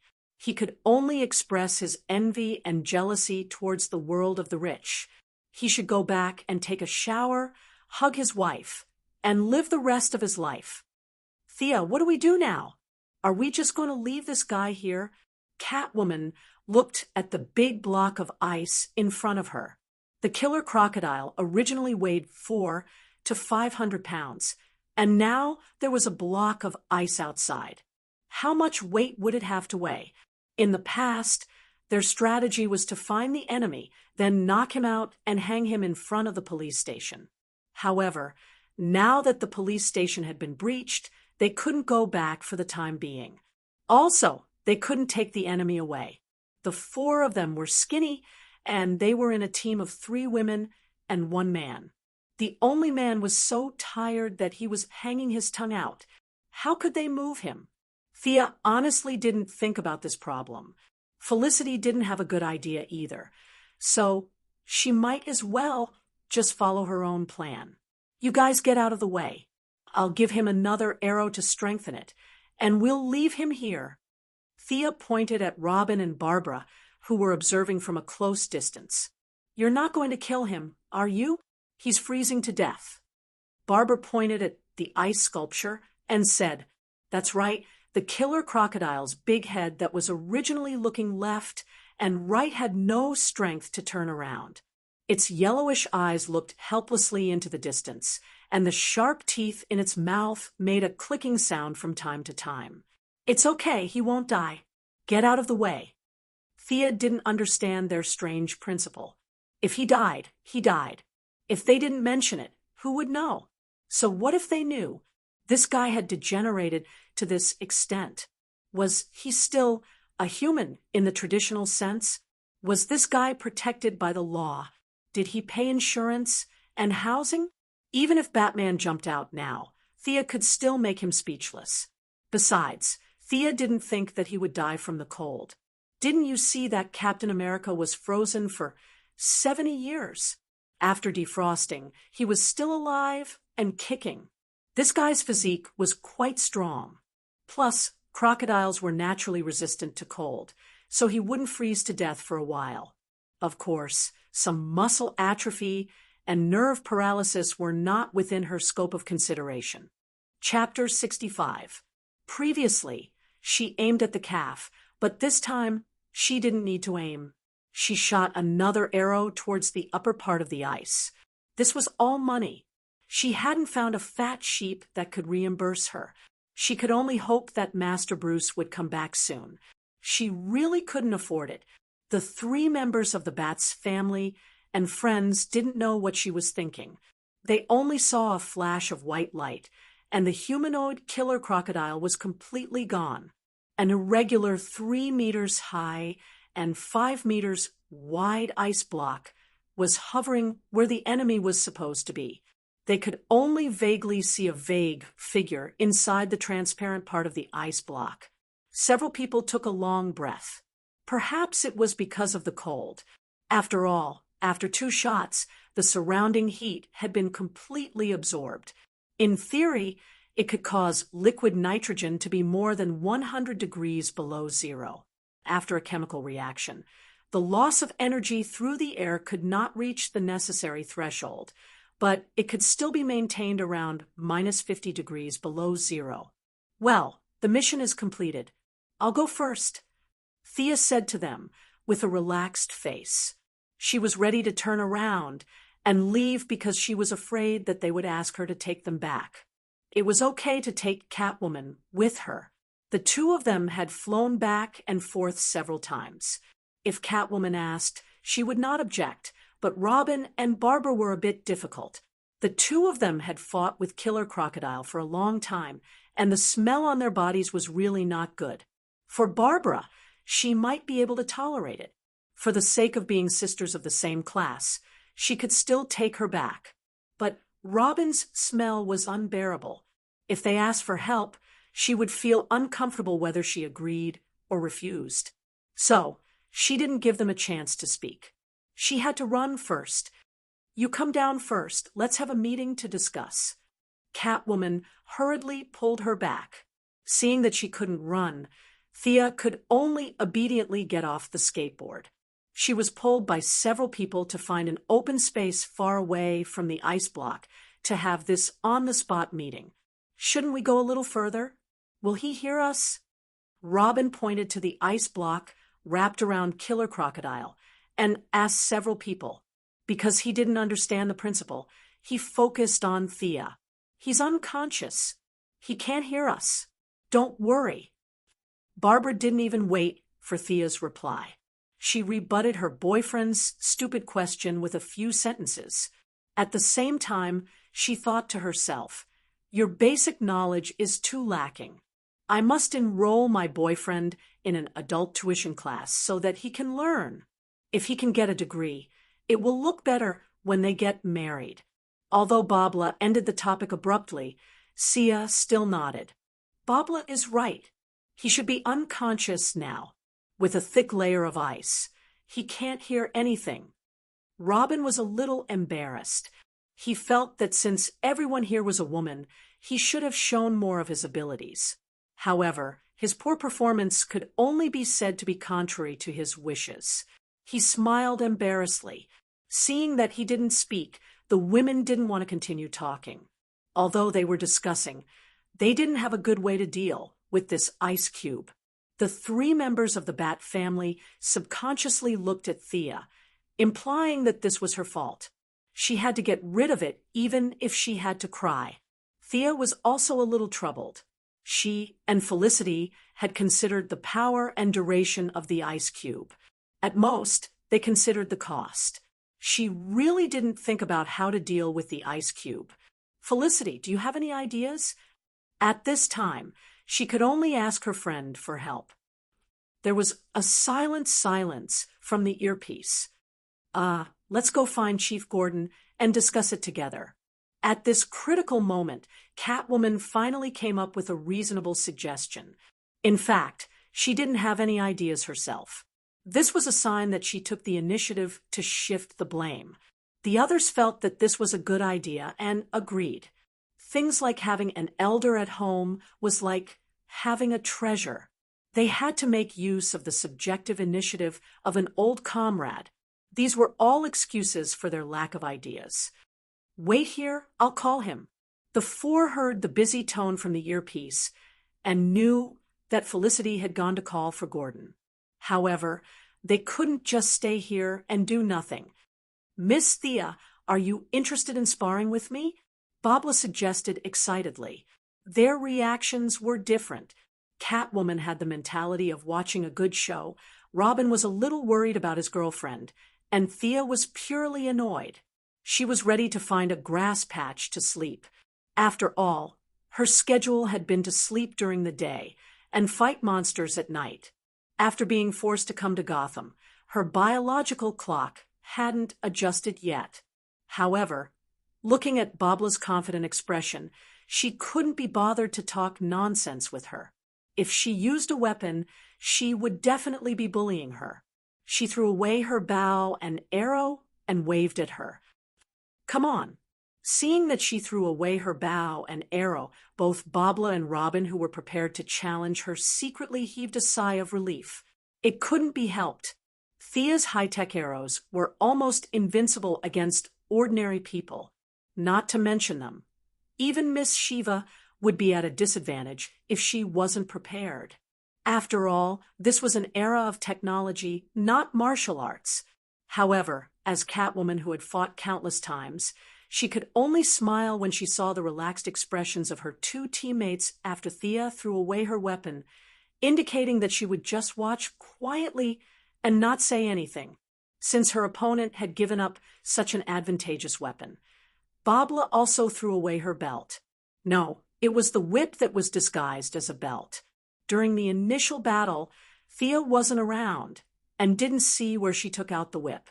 Thus, when she suddenly saw her opponent taking off her belt, she was shocked and almost shouted that she admitted defeat. In her heart, she felt that Thea was deliberately mystifying things. Couldn't you wrap the whip around your arm or your thigh? Wouldn't anything work? It would be too easy to create ambiguity if you tied it around your waist to hold a weapon. As a woman, she was already surprised. What if her opponent was a man, or the kind that had been single for 50 years? Once he saw that you had a combat strength of 5 after taking off your belt, he would immediately transform into a werewolf. His combat strength would be over 100. Thinking about it, she felt that it was dangerous. She wanted to persuade her, "Lady, you have to respect yourself. The world of adults is still very dangerous." However, thinking that their friendship hadn't reached that level, she wouldn't listen even if she did, so she could only give up. When she realized that it was a false alarm, Thea's original tiredness was also scared away. She had originally planned to deal with it to kill time, but since Thea was so determined, she had no choice but to fulfill her wish since she had already taken off her belt. The two walked into the arena empty-handed and guarded against each other. No one wanted to make the first move. Bobla motioned for Thea to attack first, which made her feel a little amused. "Thea was already inferior to me, and you're giving me the first move? I hope you won't lose too badly. Be careful." After giving a reminder, Thea attacked first. She used a Wing Chun fist technique to directly hit her opponent's face. Bobla used a judo technique in an attempt to grab her opponent's arm in preparation for the next throw. Chapter 66. However, Thea also knew judo, so how could she be caught so easily? Wing Chun was known for its tight defense. She spread her arms outwards, blocking Barbara's arms, and went straight for her middle. Although Barbara had never seen this kind of fighting style before, she reacted quickly and immediately changed to kickboxing. She used a series of intensive attacks to recover the situation. However, from the beginning of the fight, it became a one-sided fierce attack. Although the fight seemed intense, she did not have any advantage. The two had been fighting for less than a minute, and Sia had already roughly figured out her martial arts routine. It was a bit of an exaggeration to say that she was weak in close combat. She could see that she had put in a lot of effort to practice, but she was lacking in moves. She only used karate, judo, and kickboxing. These kinds of moves were really effective against ordinary people. However, Thea, who could fight with Madame Shiva for a while, was a little problematic. First of all, there was a problem with the moves. These moves would be very disadvantageous when used against enemies who were larger than oneself. Just like the killer crocodile just now, if you used a throwing technique, you would definitely die miserably. Regarding this point, Robin deeply understood. It was only because they were both women and had similar strength and physique that they were able to fight back and forth for a few rounds. Secondly, she did not have much experience in barehanded fighting, and it consumed a lot of energy. Perhaps in the past, when she was using a whip, she did not need to move so frequently. However, now that she was facing Thea's strong attacks, she could only exhaust a lot of energy to avoid Thea's close combat and try to open up the distance between them. Lastly, and also the most important problem, she had never seen Wing Chun before. It was reasonable to say that Batman knew this style of fighting. After all, he was known to know 127 types of martial arts. Perhaps Old Master himself had a strong physique and did not like this kind of close combat style. Naturally, he would not use it normally. If he did not use it normally, Barbara would have never seen it before. In addition, she had too little experience in fighting. Originally, she could at least hold on for 5 minutes, but now she could not hold on for more than a minute. If this was in the past, she would have been defeated directly. Sia in 1. Zero wasn't a humble person, and the concept of this world was to use as much strength as possible. If you were merciful to your enemy would be merciless to you. However, the current situation was a little special. He was fighting in an away game, and his opponent was an ally. Most importantly, this ally's father was the leader of his own faction. If he made things too ugly for her, it would easily destroy the relationship between both sides. But he couldn't admit defeat. That would be too fake. He sighed in his heart that this opponent was too weak. He hadn't used many moves yet. In desperation, he could only give up the advantage of Wing Chun and change to karate. The two of them practiced slowly. When Robin first saw that his girlfriend was losing, he was extremely anxious. He wanted them to stop, but he knew that neither of them would listen. At least, the competitive Barbara wouldn't listen. Just as he was thinking about how to end the fight without hurting his girlfriend's face, he suddenly realized that Thea had changed her moves. He had never seen Wing Chun before, but he felt that her attacks were fierce and surging, making it hard for him to breathe. If he was in her position, he would most likely lose. As for the move she was using now, he understood. Isn't that karate? It seems like she's not familiar with it. His original hope for his girlfriend to win surfaced again. Maybe she can win? After all, if his wife wanted to live a good life after fighting with someone, anyone would support their wife. Thea didn't know that she gave others the illusion that she could win or counterattack. To be honest, she really didn't practice karate much, just like how Batman didn't practice Wing Chun. It wasn't that she didn't know how to do it, but it wasn't suitable for her. Now, in order to put on an act and stall for time, she had no choice but to use this set of moves. Other people's trump cards were all ultimate moves, but hers was purely because she wasn't familiar with it. Although Barbara didn't know why she changed her moves when she had a high chance of winning, she didn't think too much about it during the fight. She took a deep breath and didn't dare to advance rashly this time. Instead, she trained with Thea with a serious expression. As the fight dragged on, Thea's various unfamiliarity gradually disappeared, and her strong martial arts foundation burst forth. One had to know that she had been learning from Madame Shiva for the past few months. The two of them were fighting all the time. Sometimes, she even thought that Madame Shiva simply couldn't find a sparring partner and used the excuse of training her to kill time. It was common for her to have a bloody nose and a swollen face. However, as the saying goes, no pain, no gain. Thea's combat ability had improved tremendously. Although there were still various inconsistencies, with her rich combat experience, she could gradually control her rhythm. The amount of exercise now was almost the same as running for her.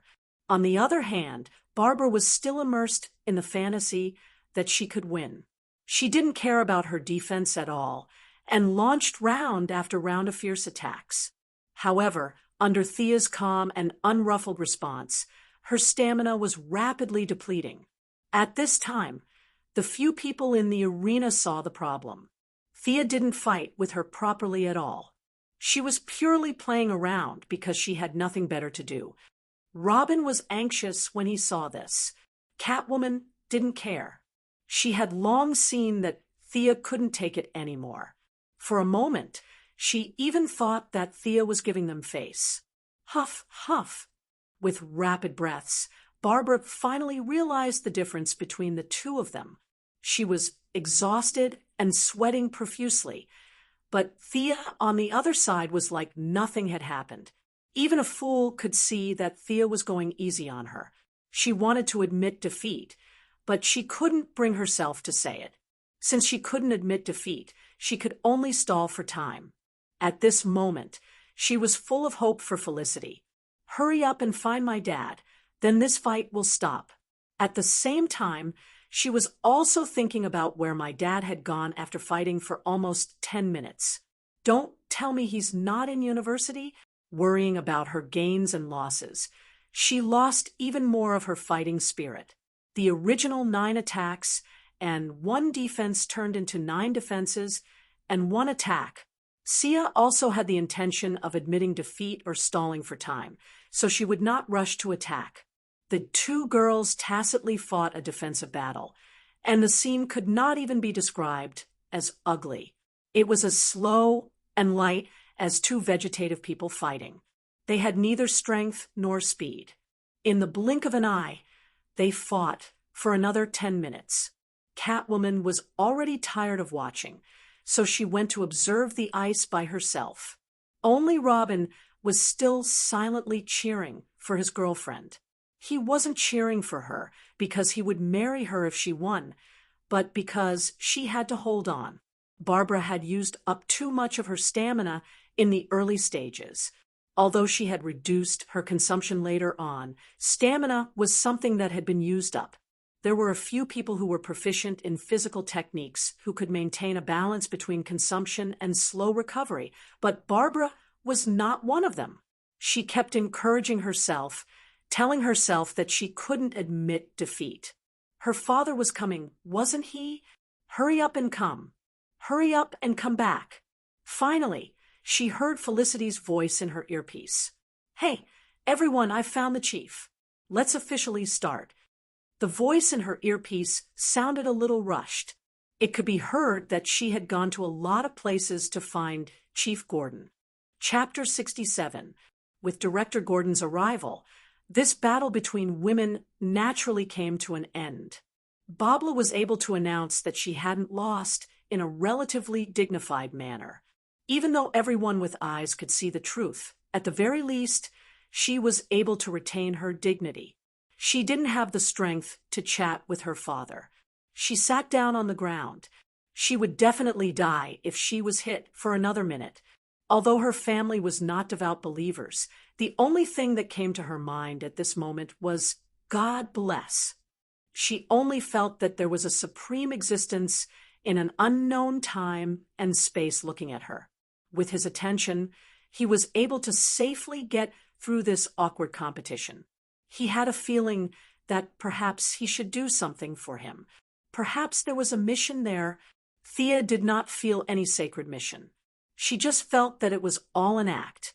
She wanted to shake hands with Babla or say something along the lines of, "Thank you for letting me win." After every fight with Madame Shiva, both of them would still politely say, "Thank you," even though they were covered in wounds. But now, Babla's original ladle-like sitting posture had turned into a sprawled on the ground. Her bright red hair looked as if it had been washed by water, sticking to her body in clumps. She gave up on this seemingly modest, but actually mocking behavior. "Hey, are you guys listening?" Felicity, who was in the earpiece, asked again. The drone hovering in the sky had flown back after the battle with Killer Crocodile ended, so she didn't know that there was a harmonious and enthusiastic friendly match. Yes, everyone is here. Usually, Babla would be the one to show her face, but now she was as tired as a dead dog. Catwoman and Thea also did not have the intention to speak first. In the end, only the honest Robin could reply. "Oh," Felicity said, not understanding the meaning behind it. "Then shall we begin?" Now, this Gotham version of the six-party meeting had officially begun. The topic of the meeting was definitely not the general framework of issues such as world peace. They were mainly discussing the adoption of single crocodiles. As the boss, Thea did not speak first, so she hinted to her number one henchman. Felicity immediately said that if they did not want this guy, they could directly bring him to Star City. The Quinn group had an applied science laboratory with all kinds of electric saws and drills. She believed that single crocodiles would like it there. Besides, they also had 1,500 workers at home. As long as they agreed, they did not need modern machines. They could carry this guy on their shoulders or roll a wooden rope. This was not a big deal. You Gotham people, don't worry. At this time, Babla caught her breath and expressed her firm opposition to this rude request. This guy ate and drank Gotham's food, Even if he died, he would have to die in Gotham's territory. If they had any urgent needs, they could share a bowl of soup with them after this, but it was impossible to take him away directly. Thea did not have any good ideas about this reply. In this world, the value of heroes was to fight their own monsters. Outsiders had no right to ask what equipment they dropped. Since they were so adamant about it, she could only say forget it. Anyway, she did not have much hope for this big guy. As for drawing his blood to be used as a strengthening agent, regardless of whether it would work or not, just looking at his appearance alone, she knew that there would be no end to it. Babla was very satisfied with Thea and Felicity's retreat. To be honest, when she rejected them, she felt a little guilty. After all, they did not help much in the whole thing. Felicity was the one who started the scolding war. The two of them were just a repeater, and this job could be done by any two people. Perhaps they could even find two people with louder voices. The decisive blow had nothing to do with them. Although the two of them were in a difficult situation, they really did not contribute much. Now that she heard them agree to Gotham's ownership of Killer Croc, she felt as if she had won a big battle.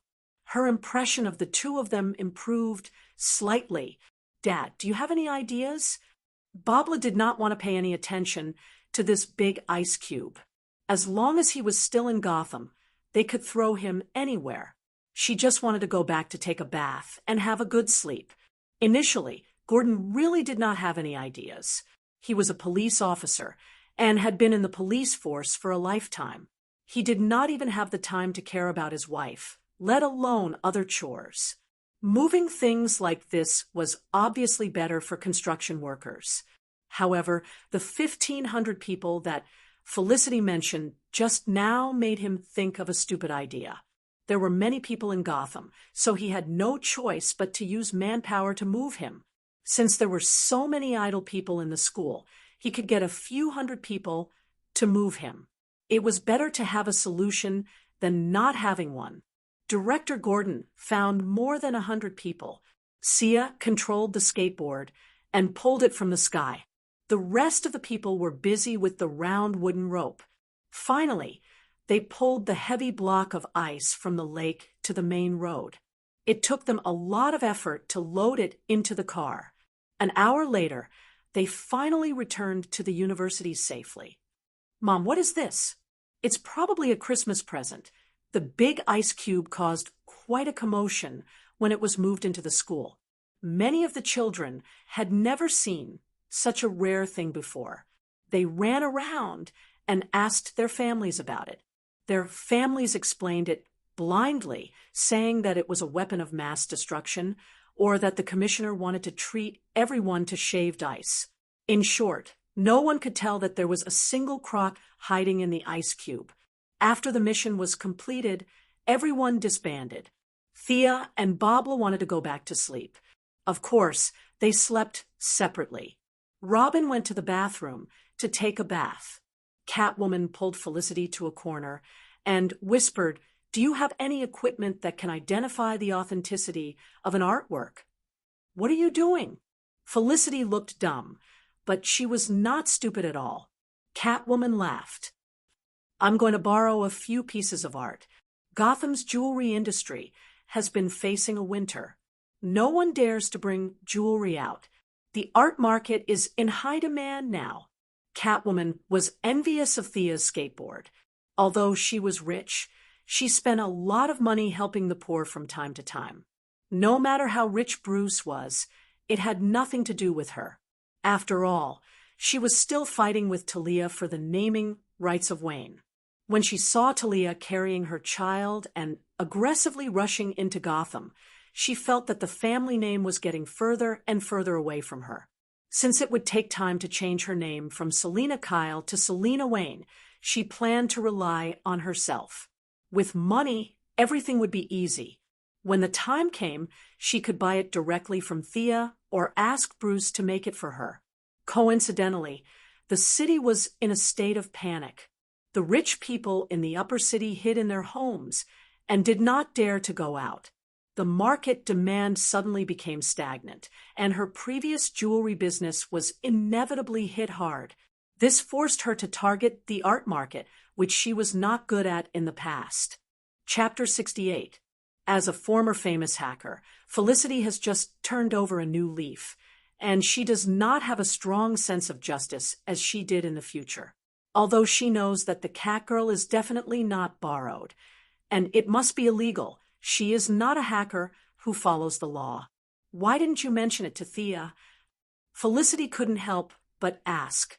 "Why me? I don't think I'm that close to you. You two seem to be closer, right?" Catwoman was now full of admiration for the duo from Star City.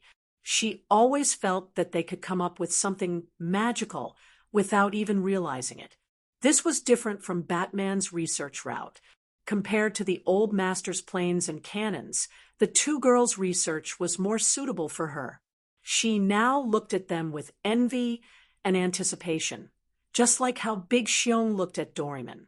As for Felicity's question, she was also thinking in her heart, why didn't she mention it to Thea, who was closer to her? She thought for a moment, maybe it's because of her identity. I always feel that she won't agree with my actions.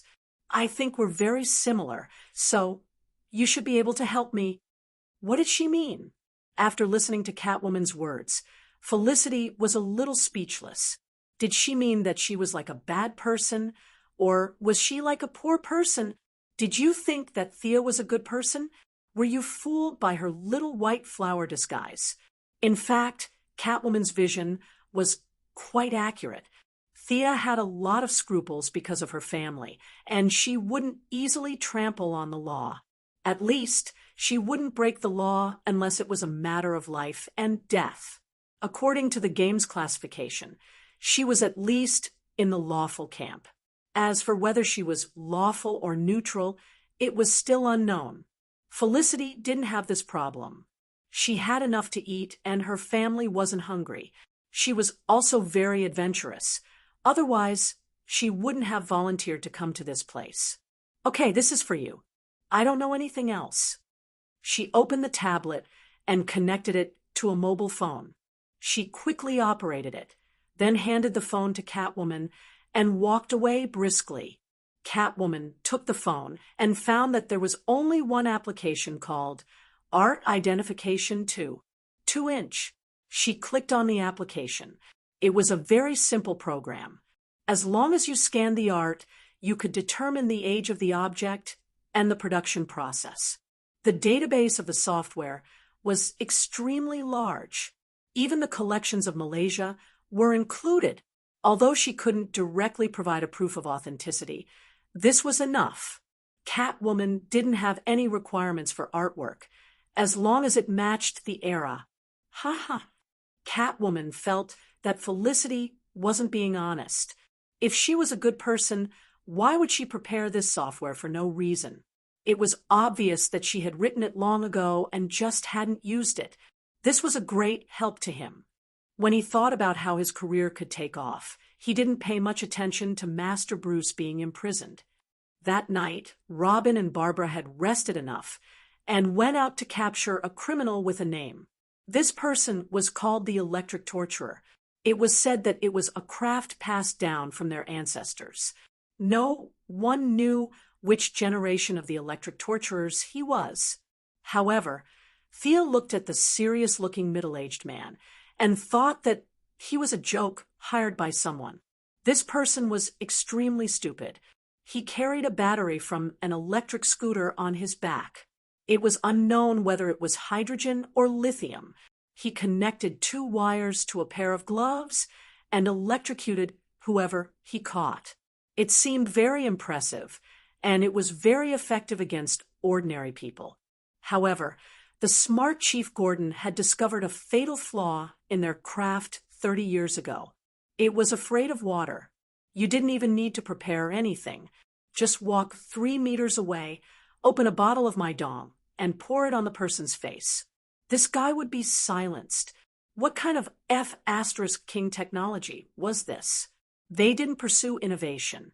Instead, they stuck to tradition for 30 years and passed down this stupid thing to their descendants. They even went against the Gotham police station. It could only be said that there was something wrong with this family's brains. Thea shook her head and didn't look at the serious-looking electric torturer anymore. She was afraid that she would laugh and affect her ladylike demeanor. She lowered her head and finished the black base and cheeseburger on her plate, just when she thought that her days would continue like this, and when Master Batman returned home, she would completely retire to the second line. She could go home after robbing a windfall when no one was paying attention. However, someone came to talk to her. "Miss Quinn, the chief wants to see you in the meeting room." A police officer, whose name Thea didn't know, said to her, "Oh, okay." Why was he looking for her? Thea didn't understand. Could it be that Batman was back? However, she quickly shook her head. He wouldn't be back so soon. It would take a day for him to recover from his injuries. His spine was also broken. Even if he came out, he wouldn't be able to recover that quickly. She pushed the door open and entered the meeting room. Felicity, Robin, and Catwoman weren't there. Only Chief Gordon and Barbara were talking to a woman in black. "Thea, let me introduce you. This is Laura Michaels, a senior investigator of the Advanced Superhuman Joint Research Team. She's here for Killer Croc." Chief Gordon gave a simple introduction. "Oh, isn't this the Heaven's Eye Society?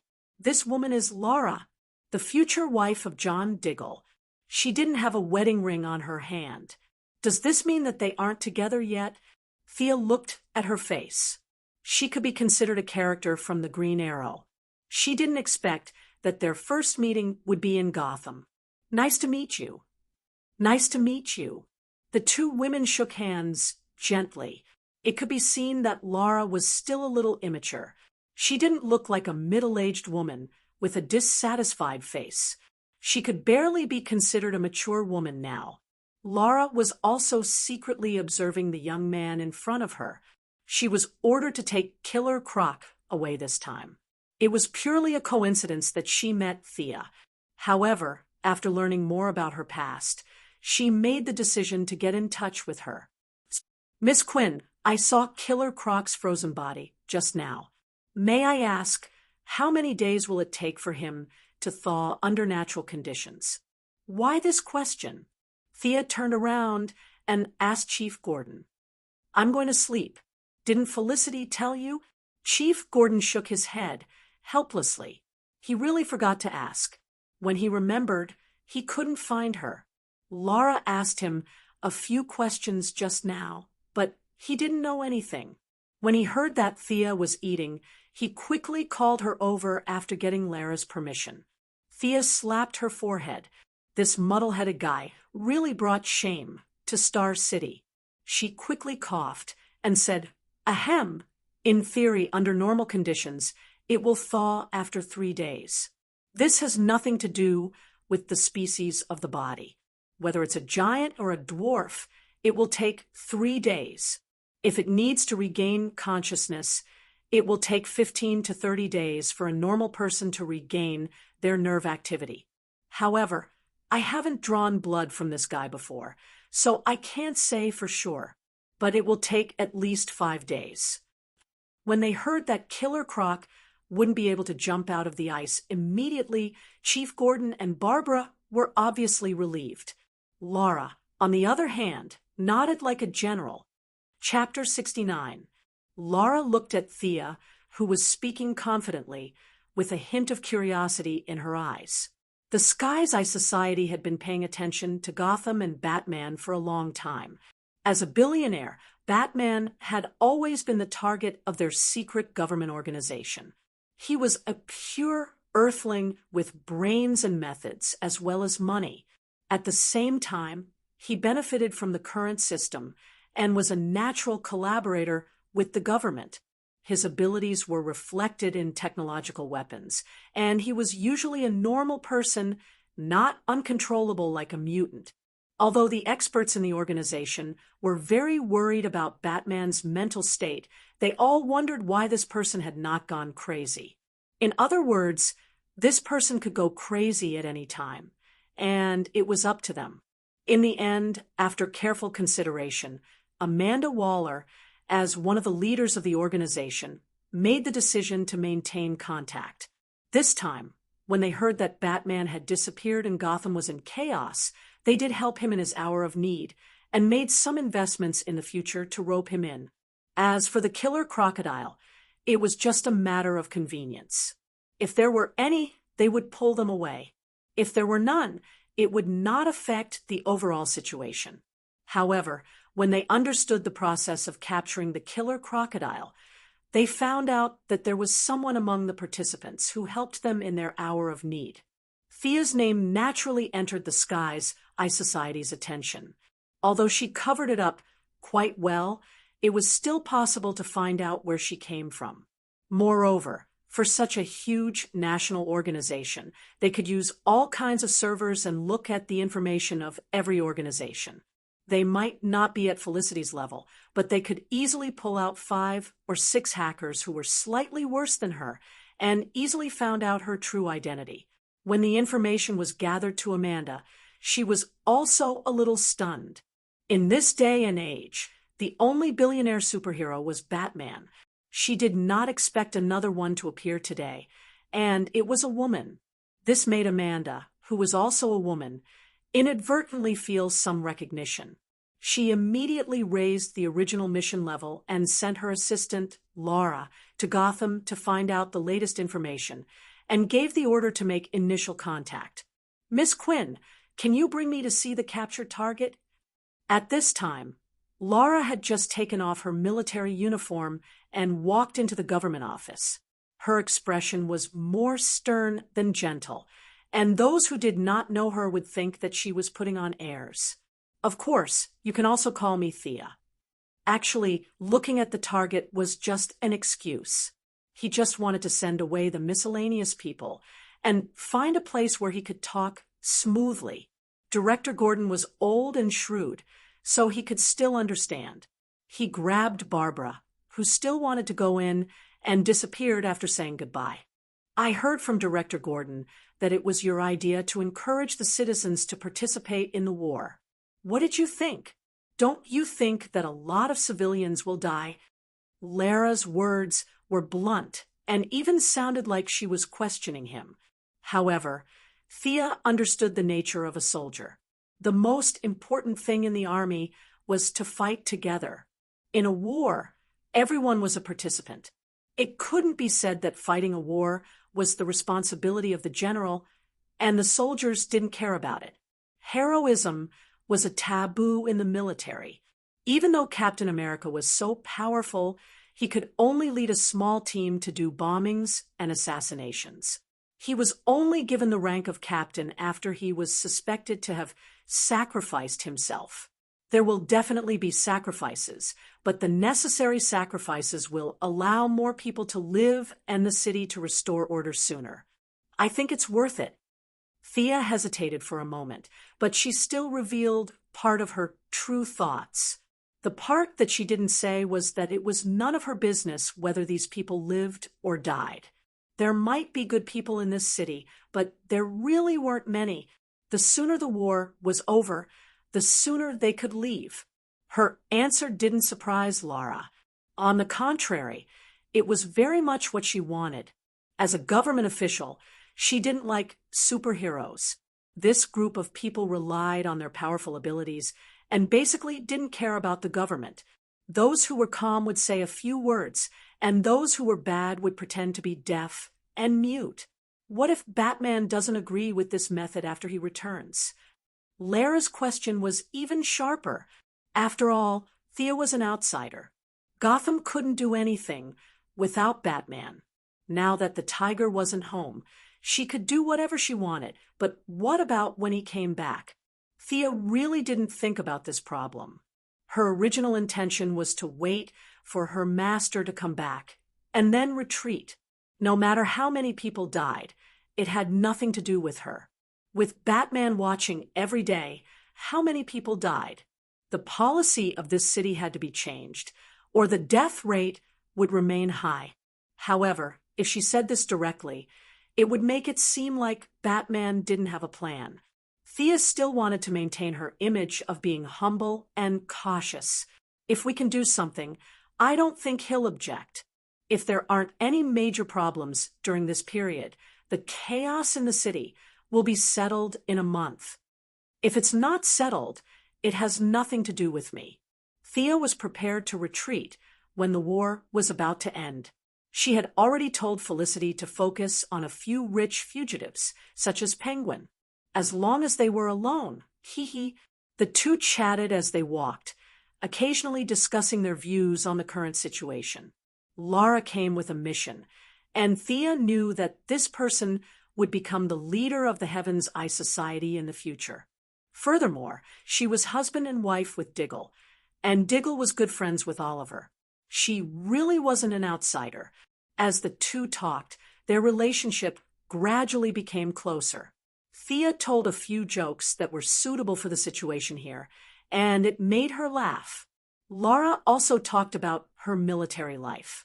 When she mentioned missiles, Thea listened carefully for a long time and felt that missiles were more and more difficult to obtain. The military's management was too strict. Was she going to stay at the archery stage? Before Laura left, she said that she would stay in Gotham for a while and hope to talk again next time. Laura slowly walked into the car, and her expression changed from relaxed to serious. She connected the long-distance call. Amanda, the initial contact with the target has been completed. It's more optimistic than we expected. Oh, tell me more about it. The black woman in the camera, Amanda, showed a hint of curiosity. From the conversation, I can tell that she's very mature and has a lot of ideas. The most interesting thing is that her position is close to that of an anti-hero. She's against individual heroism, and she actually encouraged the citizens of Gotham to stand up against the thugs. I don't know if you've seen the pictures I sent you, but they've already set up a quarantine zone in the city. As Laura spoke, the serious expression on her face disappeared, and it was replaced by a teasing look. When Batman comes back, his expression will be very good to see. Amanda didn't say much, and she just nodded lightly. She changed the topic. What's Killer Croc trapped by? Do you know anything about it? The accompanying experts said that it's liquid nitrogen. I didn't expect her to use it as a weapon. To be honest, our experts are very impressed. The experts were more than impressed. They had already written a report to their superiors, and in the future, each person in the field would carry a few rounds. This thing was safe and environmentally friendly, and it was perfect for dealing with enemies of flesh and blood. Chapter 70. Thea was not surprised that she had caught the attention of the Heavens Eye Society. It was only a matter of time. She was useful to them, and in turn, they could help her. Whether it was her mother's election or her own technological weapon, she needed a lot of connections. To put it in a more utilitarian way, she could become a hero and help her mother with the election. This was like handing over a hostage. As long as her mother was still working in the government, she could not do anything antisocial. At the same time, her heroic deeds would also give her mother more points, at least in the eyes of the country's upper echelons. After thinking about it, she realized that she did not say anything wrong and did not leave anything out. Relieved, she went to chat with Felicity. "Hey, Felicity, have you seen Catwoman in the past few days?" It had been 3 days since Lila transported the killer crocodile. Thea participated in a monster hunting activity organized by Babla. The process could be described as uneventful.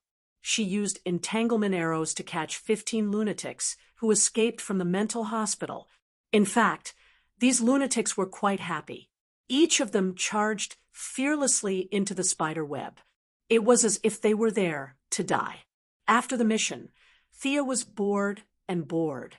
It was a little awkward to go out alone, so she wanted to find a companion. Felicity was too weak, and the city was too dangerous for her, so she thought of Catwoman. However, after looking around, she realized that Catwoman was nowhere to be found. No one had seen her in the past few days. That was why she asked the higher-ups. Haha, Catwoman, I don't know where she is either." Felicity said vaguely, shaking her head to emphasize the truth of her words. Something was wrong. Thea did not say anything. She only looked into Felicity's eyes. Felicity's eyes darted around, and she muttered something, but she did not say anything about Catwoman's whereabouts. "You guys are quite loyal." Sia was too lazy to question them further. Anyway, it was impossible for the two of them to secretly side with Bane. Although the world was changing fast, it wasn't that fast. "Let's go to your room and drink." Felicity heaved a sigh of relief when Thea stopped asking. "Drink? Who's afraid of who? Come on." The two of them carried a few bottles of Gotham beer to Felicity's house. When they arrived at Gotham, Thea found out that Felicity had installed many games on her computer. Looking at the date of installation, it was when they came to Gotham to prepare their equipment. She was really not afraid at all. Did she think that they were here for a vacation? In fact, the two of them were here for a vacation. They were not the ones who were fighting at the front lines. Chief Gordon was so busy every day that his feet barely touched the ground. He had gradually recovered 1/3 of the city. As more and more police officers and ordinary citizens joined in, the recovery of the city was progressing like a rolling snowball. It was believed that this incident would be completely resolved in less than a month. The two of them were bored to death. Thea wanted to practice martial arts, but when she found someone, she realized that she was invincible in Gotham. Barbara would avoid her whenever she saw her. The cat girl's whereabouts were unknown, and Robin adhered to the sex rule of not fighting with women. He wouldn't do anything no matter what she said. As a result, Sia could only play games and drink to get by. Actually, she was also suffering in her heart. Perhaps the two of them played until they were drunk and fell asleep unknowingly. Kill them all. Are you in pain? Are you afraid? My dear, save me. Who's talking? What am I doing? Sia felt that there were many figures floating in front of her. Some she knew, some she didn't. A few of them seemed to be her friends from her previous life. Just as she was trying to recall, 2 more figures covered in blood walked past her. They were her mother and Malcolm. Why are they here? This is too strange. What's wrong with me? She shook her head hard. Her mother and Malcolm's shadows turned into old Robert and Oliver. Their faces were also covered in blood. Their bodies were slightly swollen, as if they had been soaked in water for a long time. Why is Oliver here? He can't be here. This is too illogical. I haven't even gone to look for him, and he's already here. What a joke. Thea finally realized that there was something wrong with her. She tried to use the breathing technique taught by Madame Shiva to calm herself down and adjust her thoughts. However, there was little effect. This made her confused again. It didn't seem to be her own problem. Even if she closed her eyes, she could still feel something floating past her. Did I meet a ghost? Where am I? I seem to remember being in Gotham. What am I doing in Gotham? She tried to recall. As her memory slowly recovered, her body gradually regained some mobility. Thea stumbled to her feet. She looked at her surroundings and the woman on the ground. Her focus was a little messy. This woman is Felicity. Something happened to her too. She could smell a pungent smell in her nose. It was a mixture of musk and some chemicals. However, Thea didn't have the time to care about this. She felt that as she inhaled the pungent gas, she was hallucinating again. It was as if there were a bunch of people fighting in her mind. She was in a daze, but subconsciously, she knew that she couldn't stay here for too long. The more gas she absorbed, the stronger the hallucinations would be. She opened her backpack and carried all her equipment on her back. She tied Felicity to one side of the skateboard and slowly climbed to the other side. She fixed her body and silently chanted to fly up. The skateboard shot out of the door, like an arrow, silently hovering in the air 300 meters above the ground.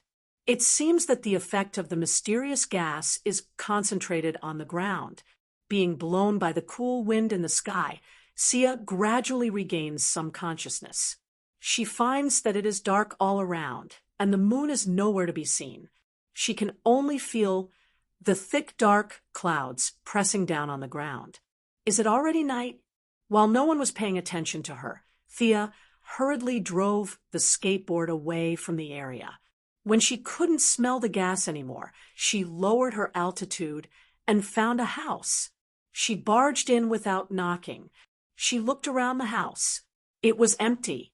She found some cold water to wash her face. She felt lucky. She didn't know if something had happened to the others, but she knew that she had barely escaped. She turned around to take care of Felicity. The girl was lying on the skateboard, sweating profusely, as if she was having a nightmare. She kept murmuring, "Don't go." Sia wiped her face with a towel, but after 2 minutes, she felt that the skin on her face was about to break. But she didn't wake up. Looking at her red face, Lin Sanjiu knew that it wasn't because of shyness, but because the capillaries on her face had ruptured. Thea was a little embarrassed. It seemed that the gas was quite high-end. The traditional method of pouring cold water didn't work. Was she going to have to find an antidote? Lin Sanjiu stretched her body. Although she wasn't at her peak, she had recovered about 80%. She still had to go back. Whether it was to find an antidote or to save her companions, she had to go back. This time, she had more time. She changed her clothes, put on her glasses, and carried her bow. To prevent the damn gas, she even put on 3 layers of masks. She didn't know if they were effective or if they would come in contact with her skin, but she covered herself up tightly. She opened the door and jumped on the skateboard. Chapter 71. The cold wind in the high altitude of the night was like a knife, causing Sia's exposed skin to ache faintly. But at this time, she was no longer in the mood to pay attention to this. She still had not figured out who was behind tonight's incident. Could she find the antidote to save Felicity? Were Batman's teammates also trapped in the school? She had no idea where Director Gordon was. So many questions gathered together that her beautiful eyebrows furrowed. At the same time, she swore to herself that no matter who started this incident, she would kill that person.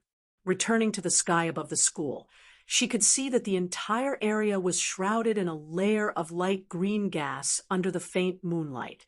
The lively place a few days ago now gave off a feeling of dead silence and gloom. Thea lowered her altitude and observed carefully. With the faint light, she could see a few burly men patrolling the camp from time to time with automatic weapons. They seemed to be wearing gas masks. That means the poison gas is spread through the respiratory system. Thea remembered the movements of these people and was ready to snatch two of them when they retreated. The skateboard flew over their heads silently and was not noticed by the patrolling soldiers. Many people had this problem. A normal person's line of sight was 120 degrees in front of them. People without the Byakugan Sharingan would not look above their heads for no reason. In the movies, the secret agents hiding on the ceiling were similar to how Thea flew over their heads under the cover of the night. Thea did not spend too much time on the periphery and went straight to the brightest room. This time, she was very careful.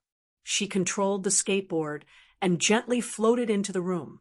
It seemed to be a lecture hall. Thea instantly saw Chief Gordon, who had white hair and was wearing a khaki coat, in front of the classroom. The red-haired woman next to him seemed to be Barbara. The two of them were unconscious and tied to chairs back to back. Perhaps they did not realize that someone had escaped and then came back. The security was very lax. There were only two guards, one in the north and one in the south. The guard near Thea was cursing from time to time, and the guard a little further away was dozing off. Looking around, Thea did not find any ambush. She did not act rashly. She slowly exited the room, preparing to find the others first before rescuing them together. Not long after, she found Robin in the crowd. The young man had lost his usual vigor and was lying on the grass with a group of townsfolk. Although he was in a deep sleep, his face showed signs of shock from time to time. After circling around the camp, Thea was a little confused. Where did Catwoman go? Was she not at the camp? Let's hope she's blessed by the heavens. After counting the number of people, Catwoman wasn't around. Gordon and his daughter, Robin, and himself, the four of them could barely stay within the weight-bearing range of the skateboard. If there was another person, it would be hard to say if they could fly. Just as she was about to go back to rescue Gordon and his daughter, and then come out to rescue Robin, she found an unexpected figure in the crowd. Why is she here? Lara's appearance put Thea in a difficult position. She had to rescue this person, but having one more target did not mean that she could take away all of the skateboards. She could only give up one target and take away the remaining three. Who should she choose? Thea felt that it was a little difficult for her to make a choice. They were all acquaintances, so she should rescue all of them. However, reality was cruel. She could only choose to give up on someone. There were no guards around Lara and Robin. Presumably, both of them were wearing civilian clothes and were not conspicuous. They were placed in the crowd as ordinary townsfolk. These two people could be said to be the easiest to save. What if she transported them out first and then came back? This idea was very tempting, but Thea quickly gave up on it. She had not been discovered the first time she came in, and the second time she came in without being discovered.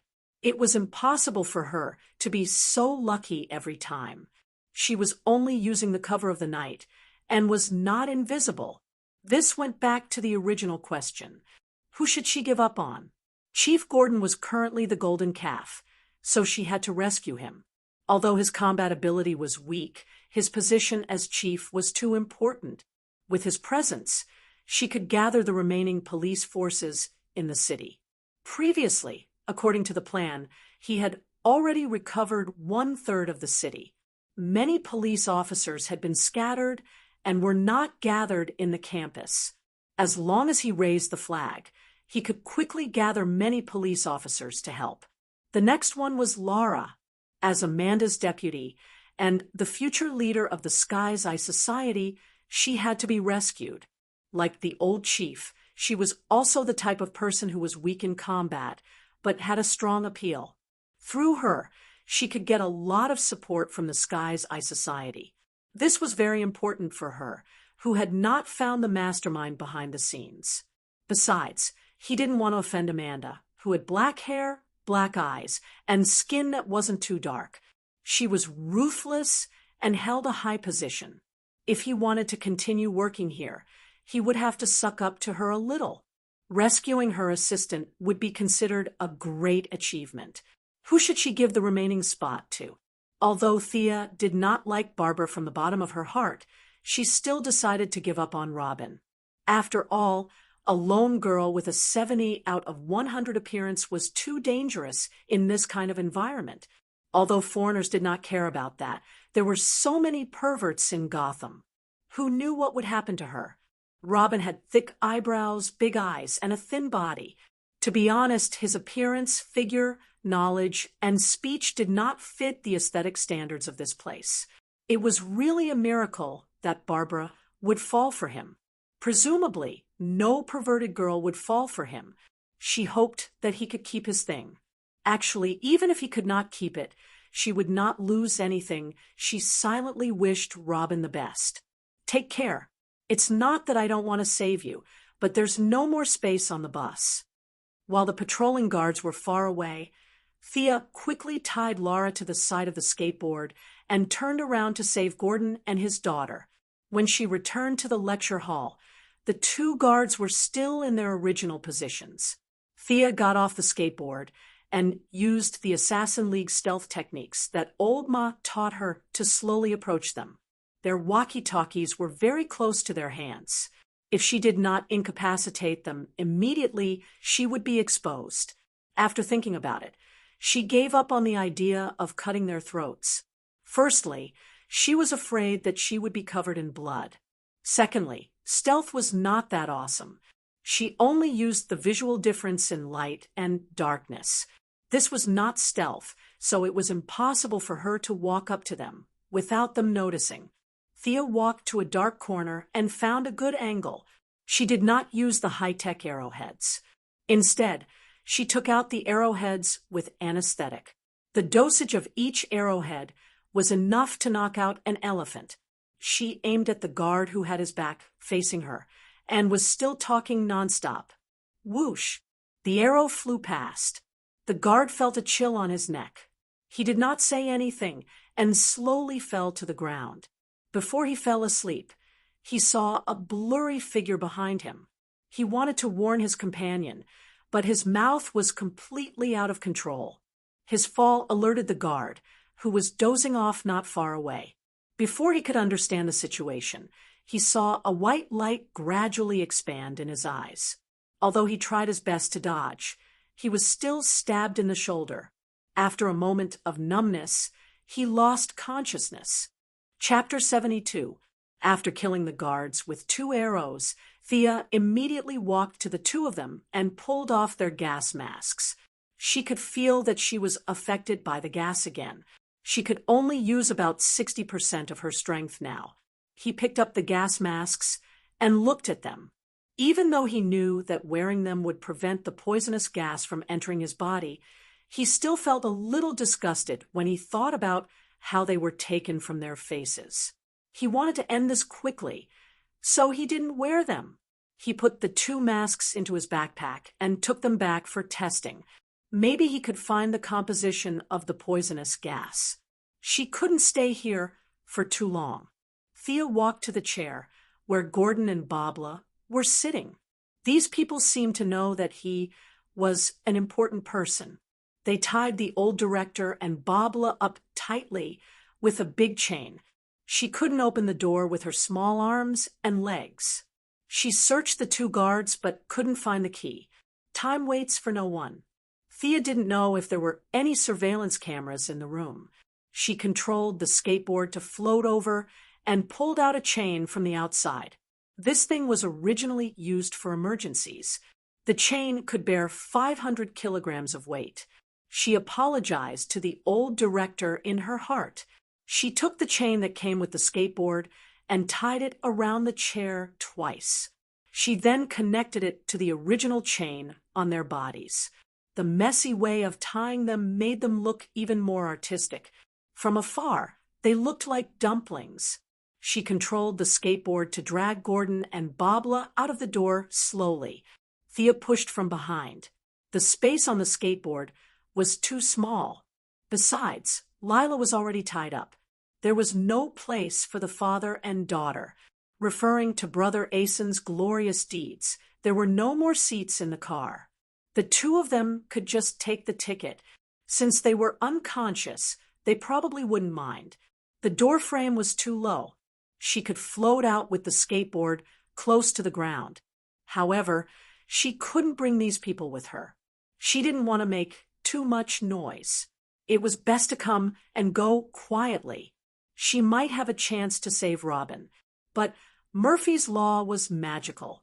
When you hoped that something would not be discovered, there would be countless onlookers. Hurry up, hurry up. Someone broke in. Before Thea reached the door, she heard the footsteps of more than 10 people. It seemed like there were surveillance cameras in this place. Otherwise, it would be impossible for them to be so fast. Without any hesitation, he jumped onto the skateboard.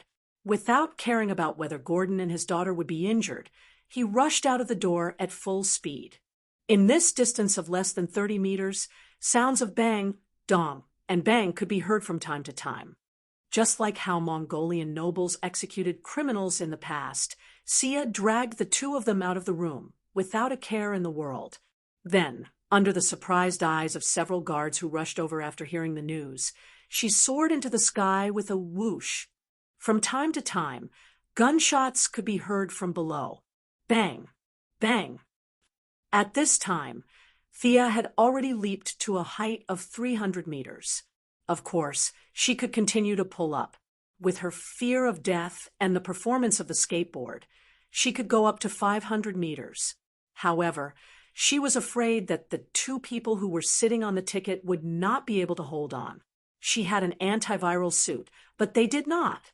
She glanced sideways at Laura. The mature woman seemed to be uncomfortable and twisted from time to time. She was very kind to Amanda. This was considered first-class treatment for her assistant. Compared to the two people below, the word miserable could not describe it. At this time, Gordon and his daughter's faces were covered in blood. At first, Thea was shocked, but she quickly realized that this was not caused by the high-altitude air pressure. Barbara's forehead was swollen, and one of Gordon's leather shoes had fallen off, revealing a half-new and half-old sock. This was the plight of a single old man. Thea cursed Barbara in her heart for being unfilial to her father. She did not buy him a pair of socks. Instead, she fooled around with Robin every day. Poor old Gordon, who raised you with so much effort. After dodging a rocket, Thea knew that she could not save Robin. The searchlights below had been set up. At a glance, there were 30 to 40 people, all armed. However, they did not have any experience in aerial combat, so they could only shoot at the sky with their guns. Thea sighed. They could not kill their way up, and she could not go down. She could only wish that Robin would be able to survive until she and the others came to save him. Thea brought them back to their temporary residence and found that Felicity was still unconscious. The antidote was still far away. Just as Thea was about to go back and capture them alive for interrogation, Laura slowly woke up. "Who captured me? What's your purpose?" "I won't say anything." Laura stuttered as she tried to stand up. However, she failed every time she tried. She was the first person other than herself to wake up. Did this mean that she could recover on her own? Without the antidote, she was able to wake up because of her special agent training. She drank coffee and anesthetic every day, which raised her poison resistance to an inhuman level.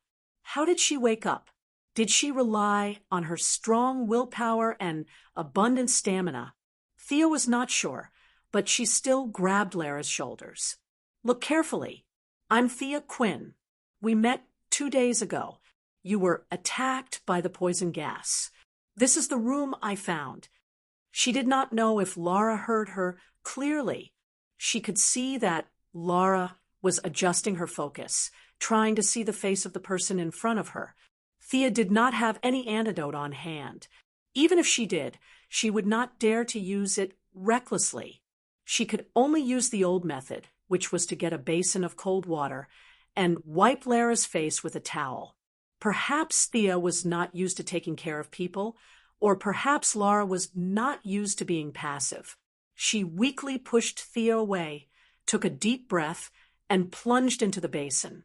It had to be said that her movements were clean and neat, and she really had the bearing of a female soldier. If it weren't for the fact that she was facing Sia, she would have applauded her. This person exuded a valiant aura, and it was a stark contrast to the haggard middle-aged woman with a face full of unfulfilled desires. Time really was a butcher's knife. With a splash, Lila raised her head abruptly, wiped the water off her face, and glared at Sia fiercely. After a while, her brain finally reacted. The person in front of her didn't seem to be an enemy. "You're Thea? Where am I? Where are the others? Where are my men?" Although she knew this person, she did not know if there was a conspiracy. She remained vigilant, ready to attack at any time. It seemed that she did not hear what she said just now. Thea sighed and told her what happened. "That's what happened. There are only a few people here, and they are all unconscious. Only you and I are awake. When I pulled you back, I did not see your men. Of course, even if I saw them, I wouldn't recognize them." Chapter 73. Lila did not have the energy to care about Felicia's joke. Even though she could only see two figures in front of her, she still forced herself to stand up and lean against the wall while looking around. It was a very ordinary house. The furniture was old and broken, and there were some miscellaneous items scattered on the ground. Perhaps the owner had left in a hurry, but after a long observation, Lila realized that this place was very ordinary and did not look like a prison. The dark night outside the window also showed that this was not a prison cell. Lila's worries were mostly relieved. "If you can still walk, follow me outside to take a look. They've been unconscious all this time. I really can't do anything about it." Sia was exhausted after saying those few words. She had entered the poisonous gas area twice in a row, and both times she had engaged in intense fighting and killing. Her intake per unit of time was much higher than the rest of them, who had fainted and fallen to the ground. She was barely holding on with her strong willpower. Lila naturally saw Felicia's pale face and sweaty forehead. She endured the discomfort in her body silently. As a former soldier and now a high-level agent, she could not say that her legs were as weak as noodles. If she was compared to a 16-year-old girl, she would be ashamed of the days when she drank anesthetics like coffee. However, she did not have the energy to speak. She just nodded and followed Thea to another bedroom. This room was basically the same as the one she was in, but it was bigger. There was a woman lying on the bed in the room. Lila had never seen Thea in person before. She had only seen her picture, which was attached to Thea's profile. At first, she did not recognize the woman who had taken off her glasses and had a red face. However, she soon realized that she was Thea's partner. As for her name, she could not remember. The other two people in the room were not treated so well. Their clothes were ragged, and their faces were swollen. Looking at their miserable appearance, Laura unconsciously touched her own face. She couldn't help but think, "Am I like this too?" Although she looked average, she did not want to be disfigured. She felt that there was nothing wrong with her face, so she began to carefully examine the two. Of the two, Laura recognized Captain Gordon immediately because his outfit was too old-fashioned. He was wearing a beige coat that had not changed for decades. Even though the journey had been a bumpy one, his trademark glasses were still on his face. He was the only person in the whole of Gotham who was so unique and dressed so superbly in the 21st century. From time to time, a few illusory figures would appear in front of Lara's eyes. Some of them were her family members, and some were her former comrades. She knew that this was her hallucination. She shook her head hard and vaguely saw two people tied together. She thought to herself that the red-haired woman beside the old director should be his daughter. She couldn't possibly be the old director's lover who was caught and tied up. "Do you have any idea how to wake them up?" Thea asked when she saw that Lila had been in the room for a long time. "What can I do?" Lila did not force herself. She leaned against the wall and slowly sat on the ground. She used to be a soldier, and her current job was more of an administrative one. She did not know how to answer such a professional question. Moreover, her mind was sometimes clear and sometimes confused. Even if she knew, she could not remember. "I don't have any idea." "Hey, that's not right. Didn't you wake me up?" "No, you woke up on your own." Thea stopped shaking her head. The more she shook, the more dizzy she felt. She waved her hand at Lila. Although she did a lot of good deeds and did not leave her name, she was not the one who did it this time. Who knows how she woke up? Then how did you wake up?" Lila was now in the mood to get to the bottom of it. Thea vaguely felt that her strong spiritual power had played a role. At the same time, her physique had also reached a higher level.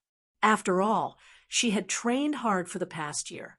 With the help of her body and spiritual power, she was not completely knocked out by the poisonous gas. However, it was too troublesome to explain, so she could only continue to say that she did not know.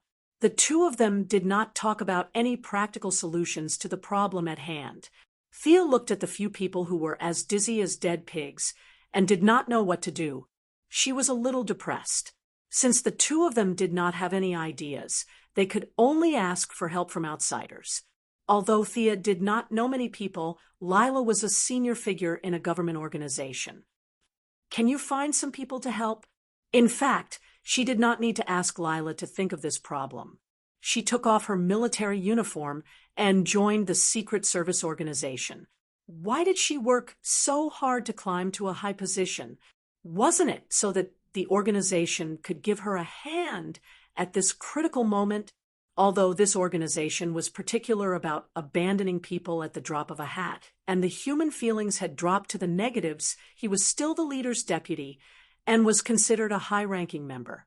If he didn't even save someone of his rank, then he should just disband. She did not hide it from Thea. She took out her phone and started to communicate with the person on the other end of the line. The password was a combination of a lot of numbers and letters. The password was different every day, so she was not afraid that Thea would hear any secrets. In fact, it was not easy to be a Secret Service agent, especially a senior member like her. Every morning, when she received the day's secret communication order, she had to memorize it for half a day. Then, she would forget it at night because the order would be changed the next day. If she remembered a letter wrong, then there would be a big joke. Naturally, Thea was not in the mood to listen to her. To avoid arousing suspicion, she walked to the window and opened it to let the night breeze into the room. With 5 living people in such a small room, Thea and Lila were sweating. Gordon and his daughter were half covered in soil and half covered in blood. The smell in the room was terrible. "Amanda, something's happened to me here. I can't move now. Search for my location and send someone here quickly." Although she was a little far away, her voice still reached Sia's ears, as usual. She was contacting Amanda. It seemed that the two of them had a good relationship. After all, not everyone would be able to contact the leader directly when something happened to them. She hoped that the person sent would be an elite. Not long after, the call ended. "My people will be here soon. Hang in there." Lila put down the phone. She still had some confidence in the organization's searchability. She relaxed a little and said that casually. It was not clear whether she was comforting Thea or encouraging herself. The reinforcements came quickly, for agents in black suits and sunglasses found the place in no time. The leader handed over his identification. After Lila checked that there were no mistakes, she ordered them to take the people in the room away first so that she could still walk out. The agents obeyed her orders. Felicity was easy to deal with. She wrapped her up in a sheet and threw her into the car like a dead pig. Chapter 74. When they were about to transport Gordon and his daughter, they ran into a small problem. The criminals also knew that this was an important person, so they had tied them up very tightly. Then, Sia had tied them up twice. Finally, when the iron chains clashed with each other during the air transport, the two of them were tied up like a ball of thread. The few agents did not know the inside story, so they were all surprised that the criminals tied them up in such a non-mainstream way. Fortunately, they kept quiet and didn't ask any questions. Thea had already made up a lie. She couldn't tell them that the criminals tied them up properly, and that this was the product of her post-processing. Since they didn't ask, they assumed it was the criminals who did it. Although the four burly men could easily carry the father and daughter away and load them into the car, it would show how incompetent they were, especially in front of Laura, who was one of the higher-ups in the organization. They had to show off their contributions. If they didn't show off now, when would they? The leading agent gave the two behind him a look. Soon, the two came in with all kinds of electric saws, hammers, and welding tools. After working for half an hour, the four burly men finally managed to remove the chains from Gordon and his daughter. It was worth mentioning that the old director had woken up in the last 2 minutes of the iron chain being unchained. Perhaps it was because he had been kidnapped by a variety of bad guys over the years, but now that he was old, his body inevitably showed signs of aging, which was why he had been in a coma for such a long time. When he opened his eyes and saw several men in black holding electric saws and welding tools around him, he wasn't surprised at all. He shouted very naturally, "Come at me! Don't touch my daughter!" The agents were dumbfounded. As their leader, Laura hurriedly explained the situation to them. However, Gordon didn't have much trust in the government. He was still wondering if they were the ones behind this. To be able to knock out the entire campus so easily, ordinary people wouldn't be able to get their hands on such a powerful poison gas. The Heaven's Eye Society was the most suspicious. Laura didn't know whether to laugh or cry when she saw the suspicion in his eyes. She also realized how suspicious she was of Thea when she first woke up. It was human nature. Laura suddenly thought of her own experience. She pulled Thea over and told the old director about it. "Thank you, Miss Thea. I don't know what to say about your selfless help." Gordon had already figured out the situation. The people around him weren't bad guys. The electric saws and welding tools looked scary, but they were all there to help him untie the chains. He could tell that they were very old. Besides, he had a good impression of Thea. There was no need for her to team up with the government agents to kidnap him and his daughter.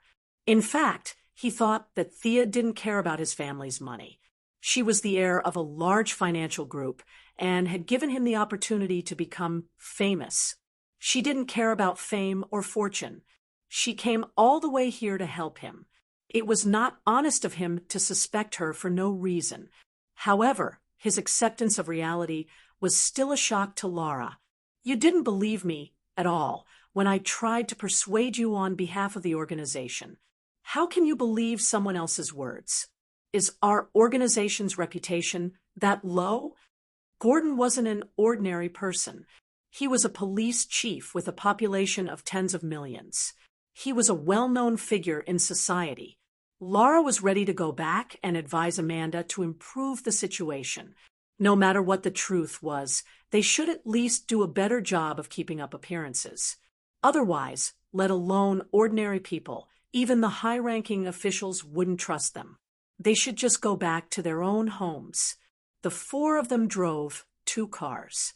Thea had almost recovered and didn't sit in their car. Instead, she got on the skateboard and followed behind them. This was the first time Laura saw her skateboard. She had only heard about it before, but now that she saw the real thing, she was stunned. It wasn't difficult to make this thing, at least for an organization like theirs that received funding from the government. They could definitely make it with a lot of USD. What was difficult was the design concept. Could this kind of equipment be used in the front line? Laura thought about it and felt that it was a little difficult. She knew that this thing wasn't cheap. It was useless in small quantities. It would be easy to get into conflicts if she gave it to someone else. If she gave it to someone else, would her organization have enough money? Thea followed behind the car for half an hour and arrived at a group of villas that weren't very big. It was very cold and quiet, and there was a sense that no one was allowed to enter. "This is our base in Gotham. Please come in." Laura rested for half a day, relying on her young body and high resistance to poison. She had basically recovered her mobility. She was no longer in the miserable state she was in when she ate too much at the buffet. Director Gordon was still unable to walk, but he didn't need anyone to help him. He got himself a walking stick and walked in shakily. There were specialized medical personnel in the base. They checked the 2 sleeping beauties who were still unconscious and concluded that they were fine and would wake up soon. However, they didn't know how long it would take. As they didn't know what caused them to faint, they couldn't be sure. They also took blood samples for the 3 people who had woken up. Before the results were out, no one dared to drug them. They could only get a glucose drip to replenish their water. Just as they were about to leave, Thea took out the 2 gas masks from her backpack and handed them to them. "This is the mask that the criminals wear. I don't know if it's a regular product, but I think it's specially made. You guys should take it and test it.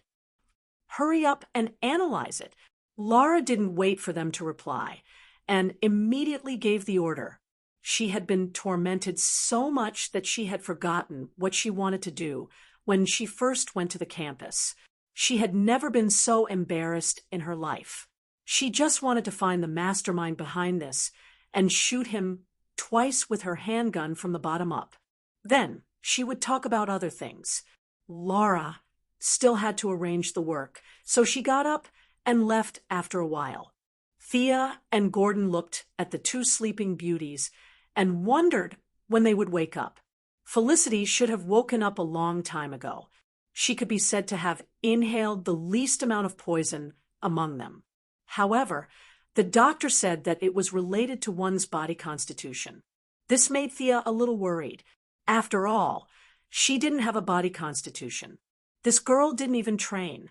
God knows how bad her body constitution was. Babla did train a lot, but she couldn't withstand the amount of poison she inhaled. After being dragged around by Thea, there was still a big bump on her head. Just now, the medical personnel looked at the bump strangely. They couldn't understand why the girl was beaten up when she was unconscious.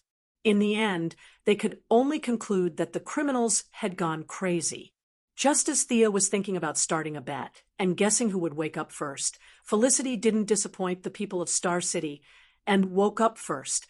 Chapter 75. It would be an exaggeration to say that she had woken up. Felicity was actually still in a semi-conscious state. She kept mumbling things like, "Daddy, Mommy, don't go," under Gordon's anxious gaze. Barbara woke up in less than half a minute, and the old director heaved a sigh of relief.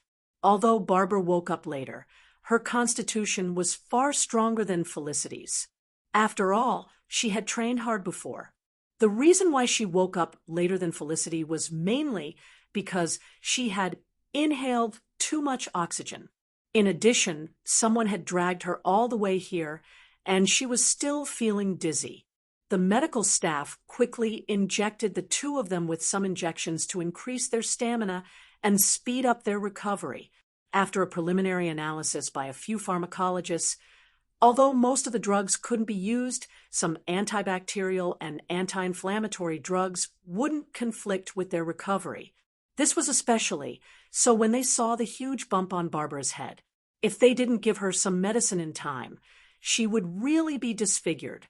Although she was still a little weak, Barbara recovered at lightning speed. She could already see her biological father in front of her clearly and could speak intermittently. Felicity, on the other hand, was in a much worse state.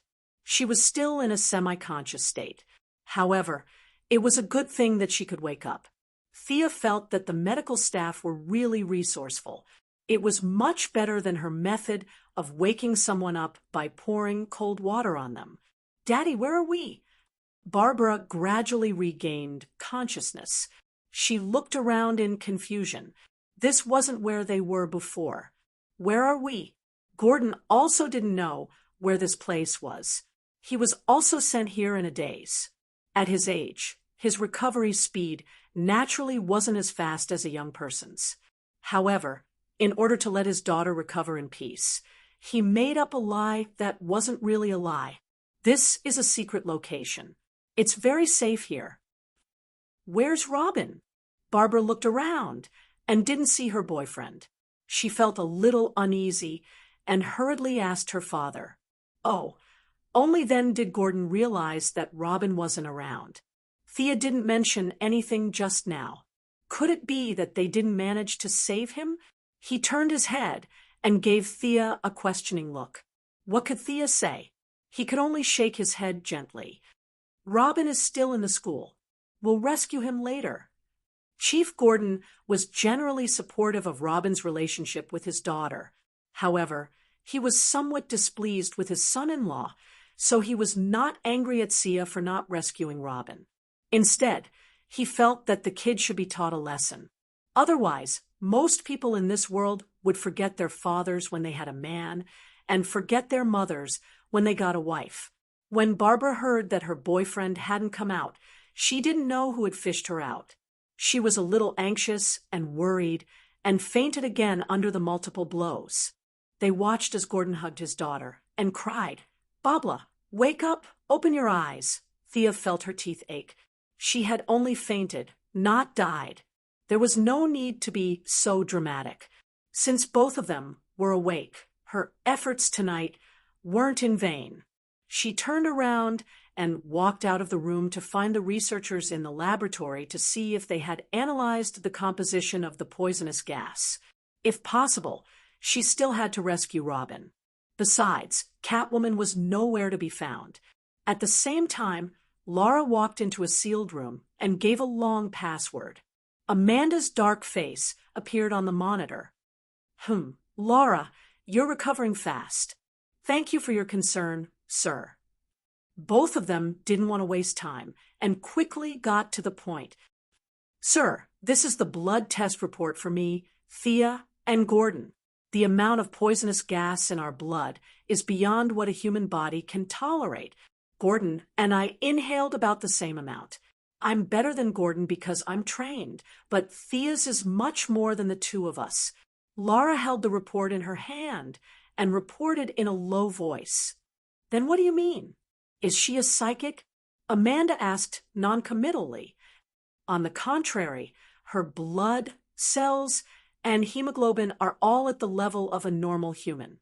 Her body can withstand such a huge burden, but she can still fight fiercely and save 3 people. This only shows how strong her willpower is. At least, if it were me, I wouldn't be able to do it." Agents were very pragmatic people. They knew the limits of their abilities. If they could do it, they could, and if they couldn't, they couldn't. If they didn't have the ability to complete the mission and force themselves to do it, they would end up killing a lot of people. That was why Laura admitted that she didn't have the willpower to do it. She couldn't even walk 2 steps, let alone fight the enemy? You must be kidding. Oh, Amanda didn't feel anything special because it wasn't like there weren't people like that. Some people relied on their strong willpower to do incredible things.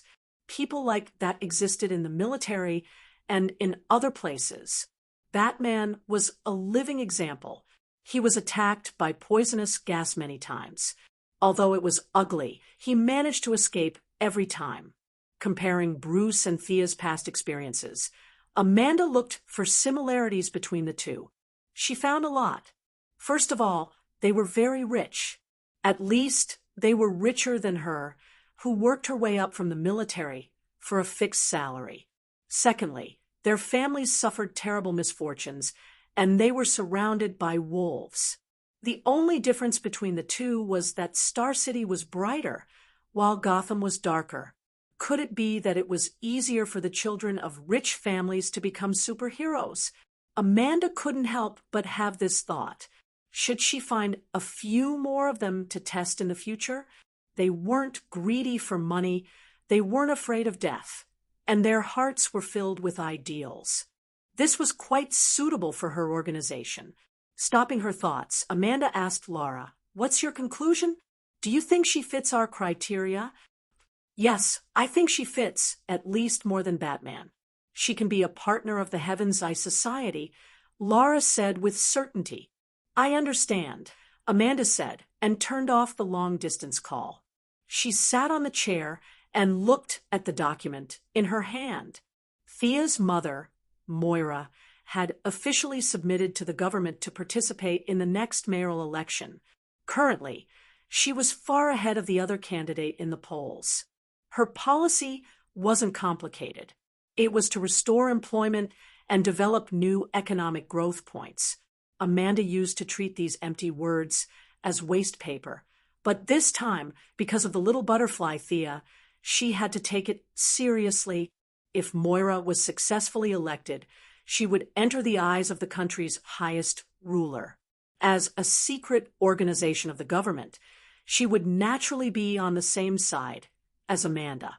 At the same time, she could also pull Thea, the superhero, to the government's side. From this point of view, Thea was indeed more suitable than Batman, who was mentally unstable and might go crazy at any time. Chapter 76.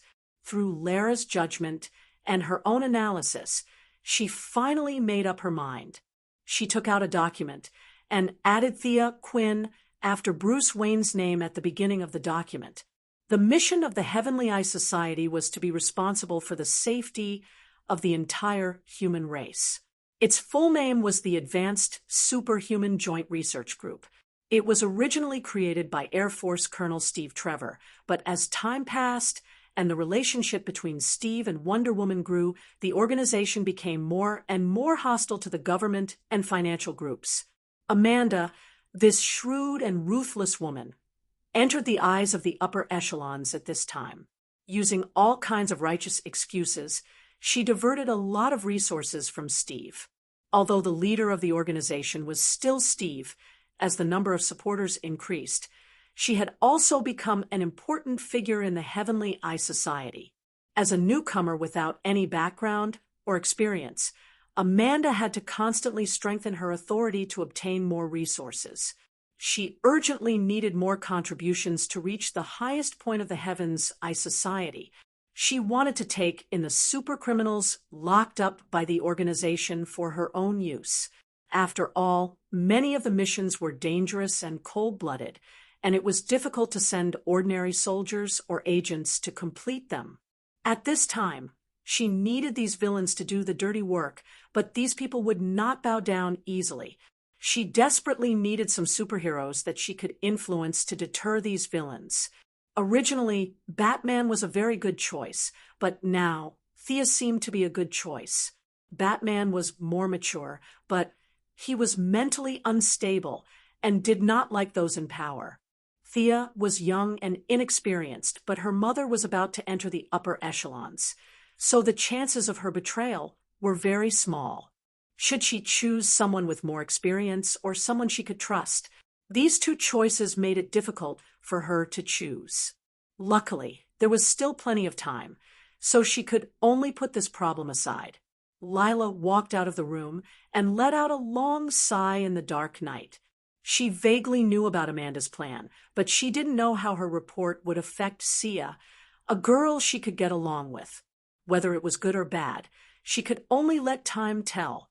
She was just reporting according to what she had observed. "Sir, the other two have woken up." An agent waited outside the door for a while and immediately reported when he saw her coming out. "Got it." Laura nodded. Since they were awake, she would go and visit them. She walked to the door and was about to push it open when she heard the conversation between the father and daughter. "Dad, Robin is in danger. Now, that guy from Star City should have saved Robin instead of saving this unknown woman. If Robin was here, we could have gone back to save everyone." Barbara complained to Chief Gordon in the room. The guy from Star City she was referring to was Miss Thea. After all, she was her savior, and it was inappropriate to use her to describe her. She didn't want to use honorifics either. In the end, she chose a vague guy from Star City instead. Chief Gordon didn't think that there was a problem with this rescue mission. He knew Lara's identity, and it was already good enough that he had saved all that he could. As for Robin, he really didn't think that he would be of much use. It was true that he could fight, but how many people could he fight? 5 or 10? In this kind of situation, it was actually useless. Only his own daughter was treated like a treasure. If they had saved Robin, who knows where they would be hiding now? How could there be such a spacious villa for them to rest in, with 6 or 7 medical staff busily taking care of them? However, for the sake of his daughter, he didn't say anything. Just because he didn't say anything didn't mean that Laura wouldn't say anything. At first, Laura didn't understand what was going on, but when she heard "unknown woman," she thought about it a few times and realized that it was referring to her. "What do you mean? Shouldn't you save me? Should you leave me in the hands of the criminals? Should I die just because your boyfriend is worth saving? Don't fall into my hands, you be *TCH, or you'll regret being born." Laura climbed to a high position in the Sky Eye Society where good people mixed with bad people. She wasn't a good-tempered person, and she had a lot of bad intentions in her heart. Women were all good at acting. She pretended as if nothing had happened and knocked on the door. She expressed her concern to Gordon and his daughter before leaving. When she returned to her room, she took out a report and started writing. This document was her original purpose, which was to evaluate the abilities, personalities, and preferences of Batman's team members. When she drew Barbara's piece of paper, Laura sneered and started writing without thinking. Of course, she wouldn't write about Barbara in a particularly bad way. That would be seen through at a glance, and it would seem that she was taking revenge, which would affect her career. The adjectives she used were all good words, such as warm-hearted, courageous, and eager for justice. She wrote a large piece of paper.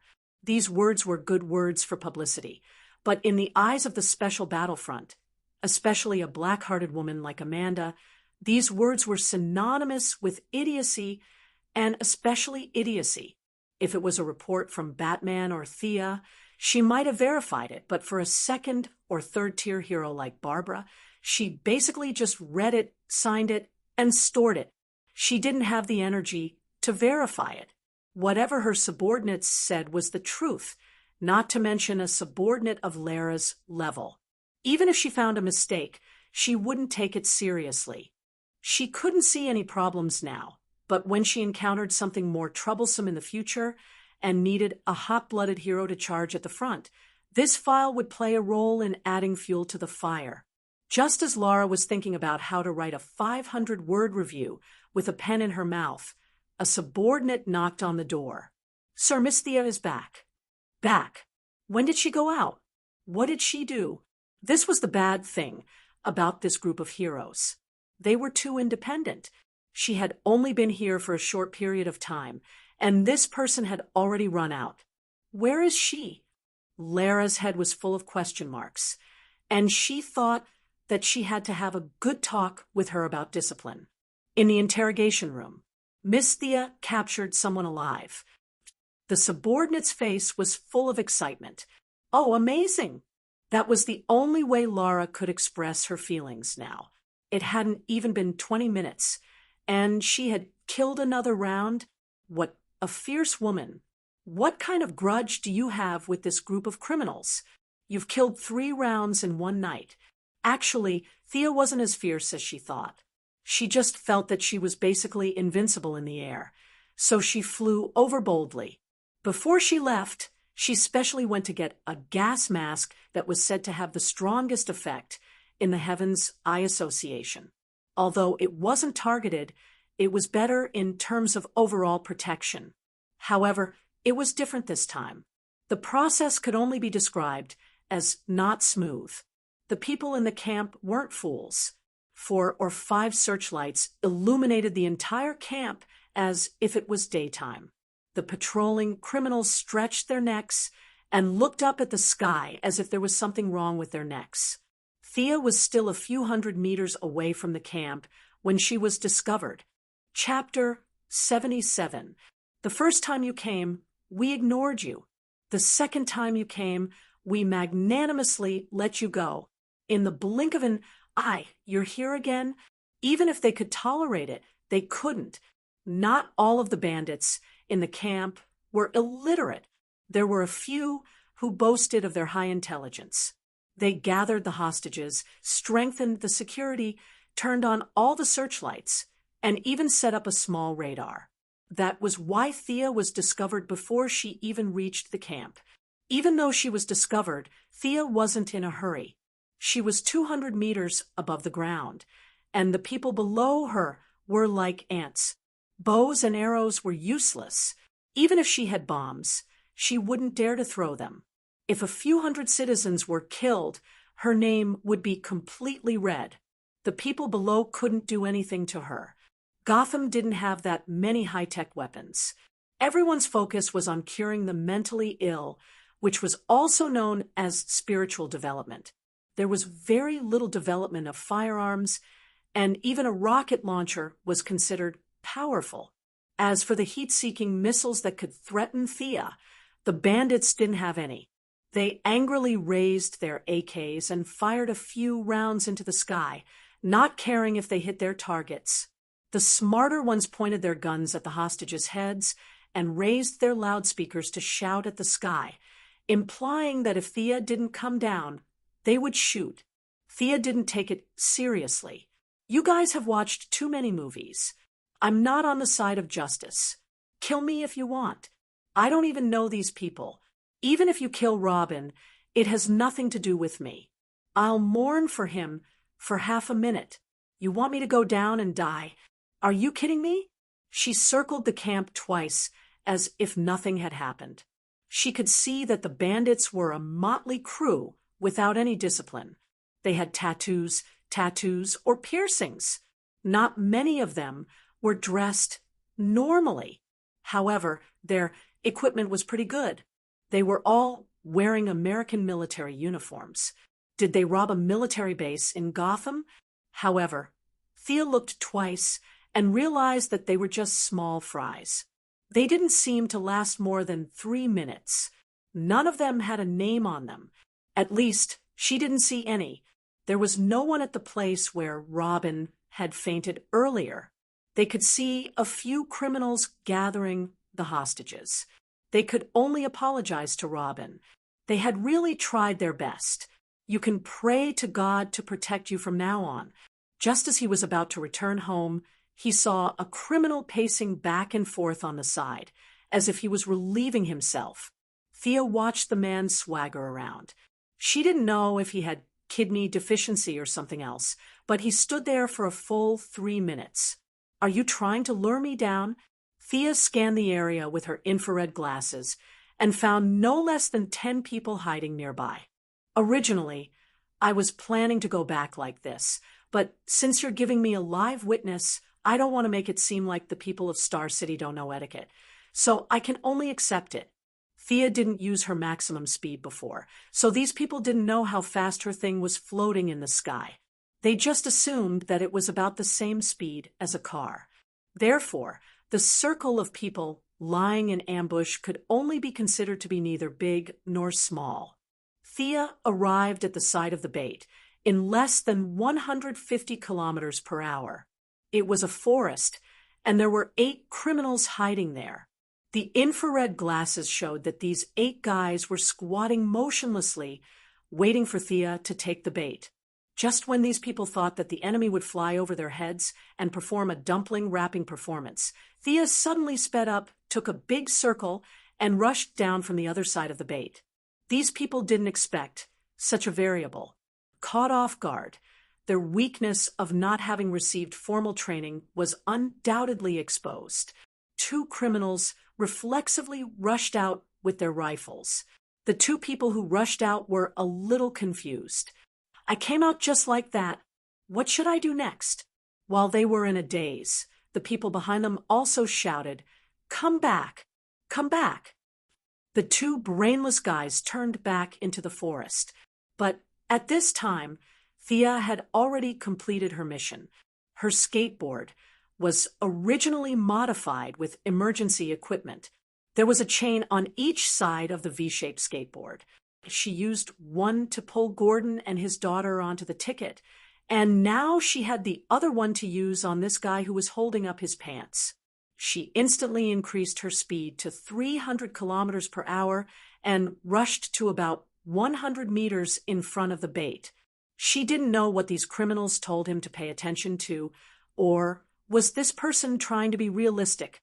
Anyway, when Thea saw this person, he was unbuckling his belt. Thea's sudden appearance startled the enemy. His brain didn't react. Should he pull up his pants or take out his weapon first? It was dark in the middle of the night. With Thea's speed, she could only see a blurry figure in front of her. Her left foot stepped on a mechanism, and a chain with a sharp arrowhead pierced into the bait's shoulder.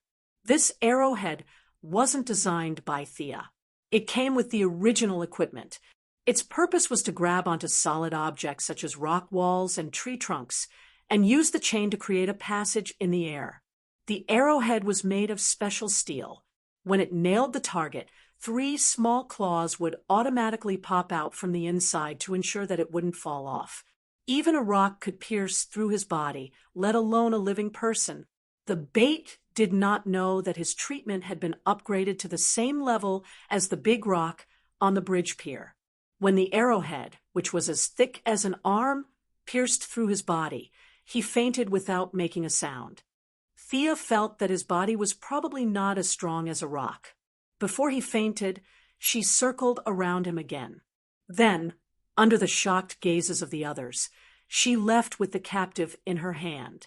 Out of caution, she didn't want to expose Lara's base. Relying on her speed, she flew half a circle around Gotham before returning to the base with the captive in her hand. When she returned to the base, she took off the gas mask. The mask was quite powerful.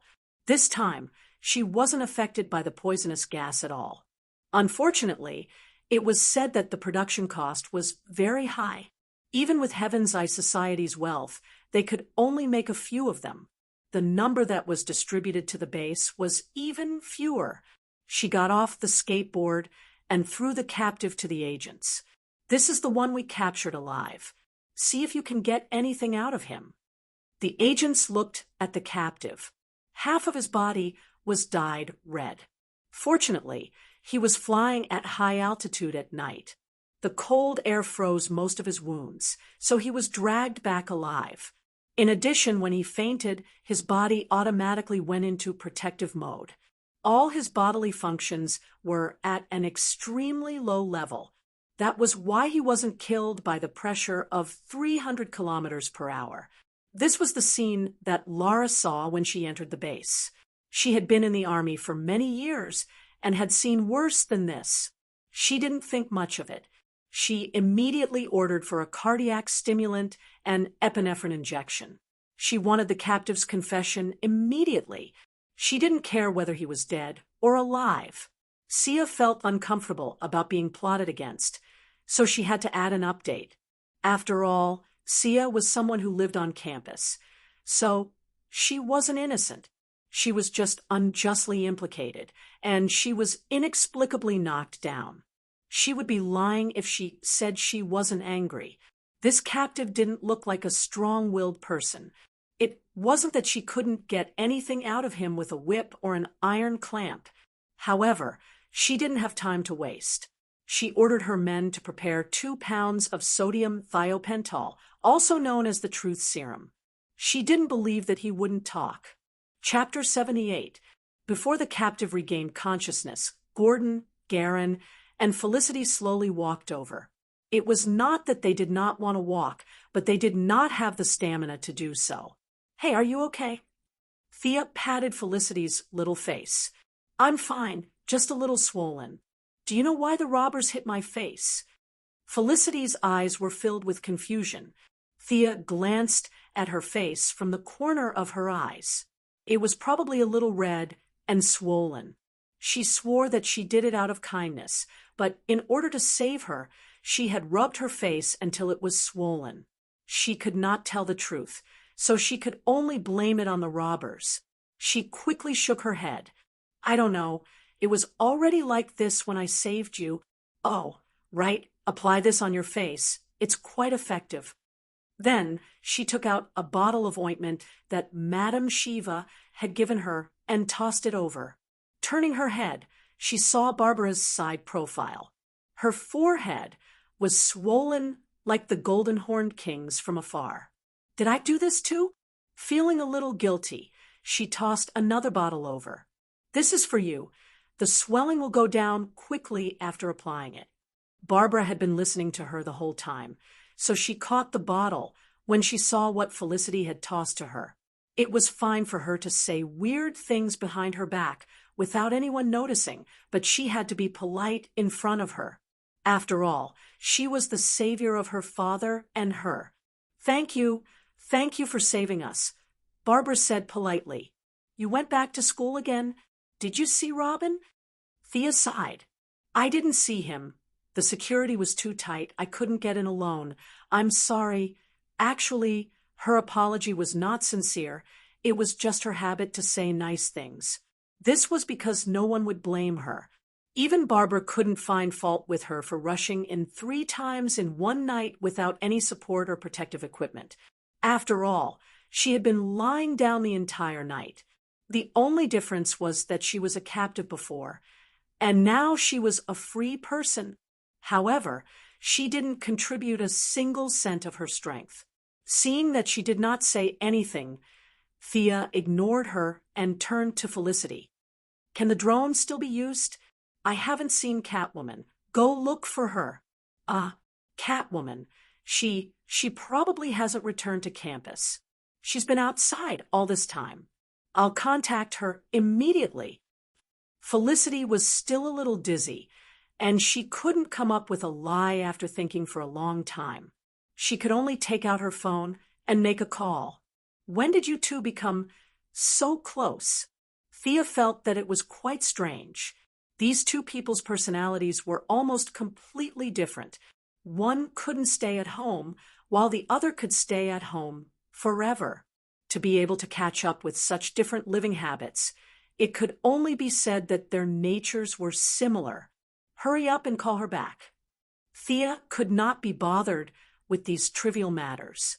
The most important thing now was to gather all the combat forces and then wipe out the pests who were destroying her plan to unite Gotham and Gotham. At this point, she no longer cared about whether she had the right to command. She had already gone to the scene 3 times.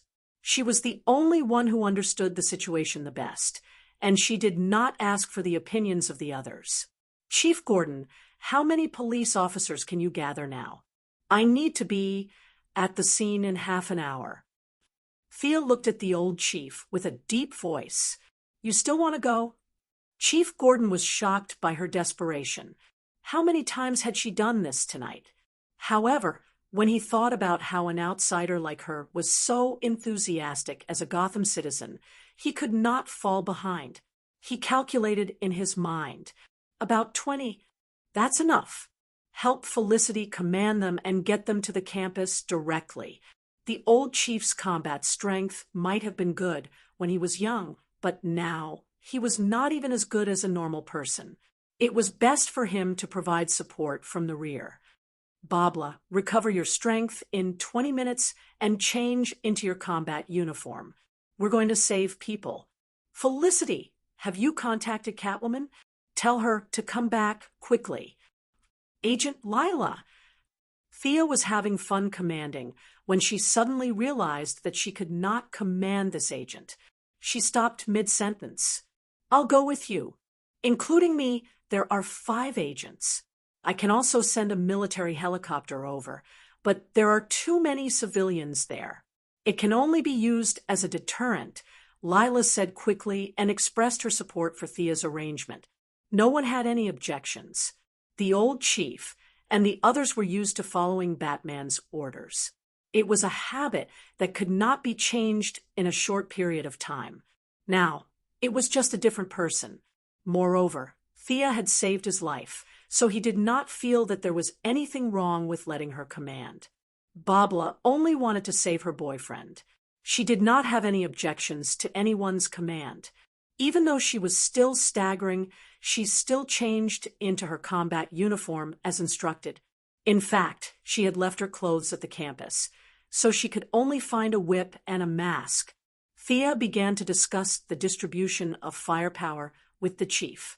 Midway, Lila joined in. Due to the limited number of gas masks, only 5 of them could provide complete protection. The rest were just ordinary ones.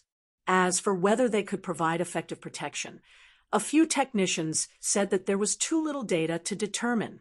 The only thing they could do now was to let the police officers wear ordinary masks to provide cover. The actual work would still be done by a few heroes. This was probably the theme of this world. Even though Thea could not figure out why they were back to the old path of individual heroism, this was the only thing she could do in this situation.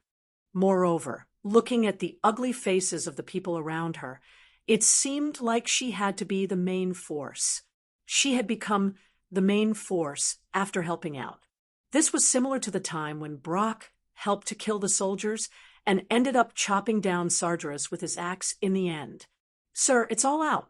This time, it was the Scarecrow who spread the fear gas to attack the camp, a plain-looking agent quickly reported.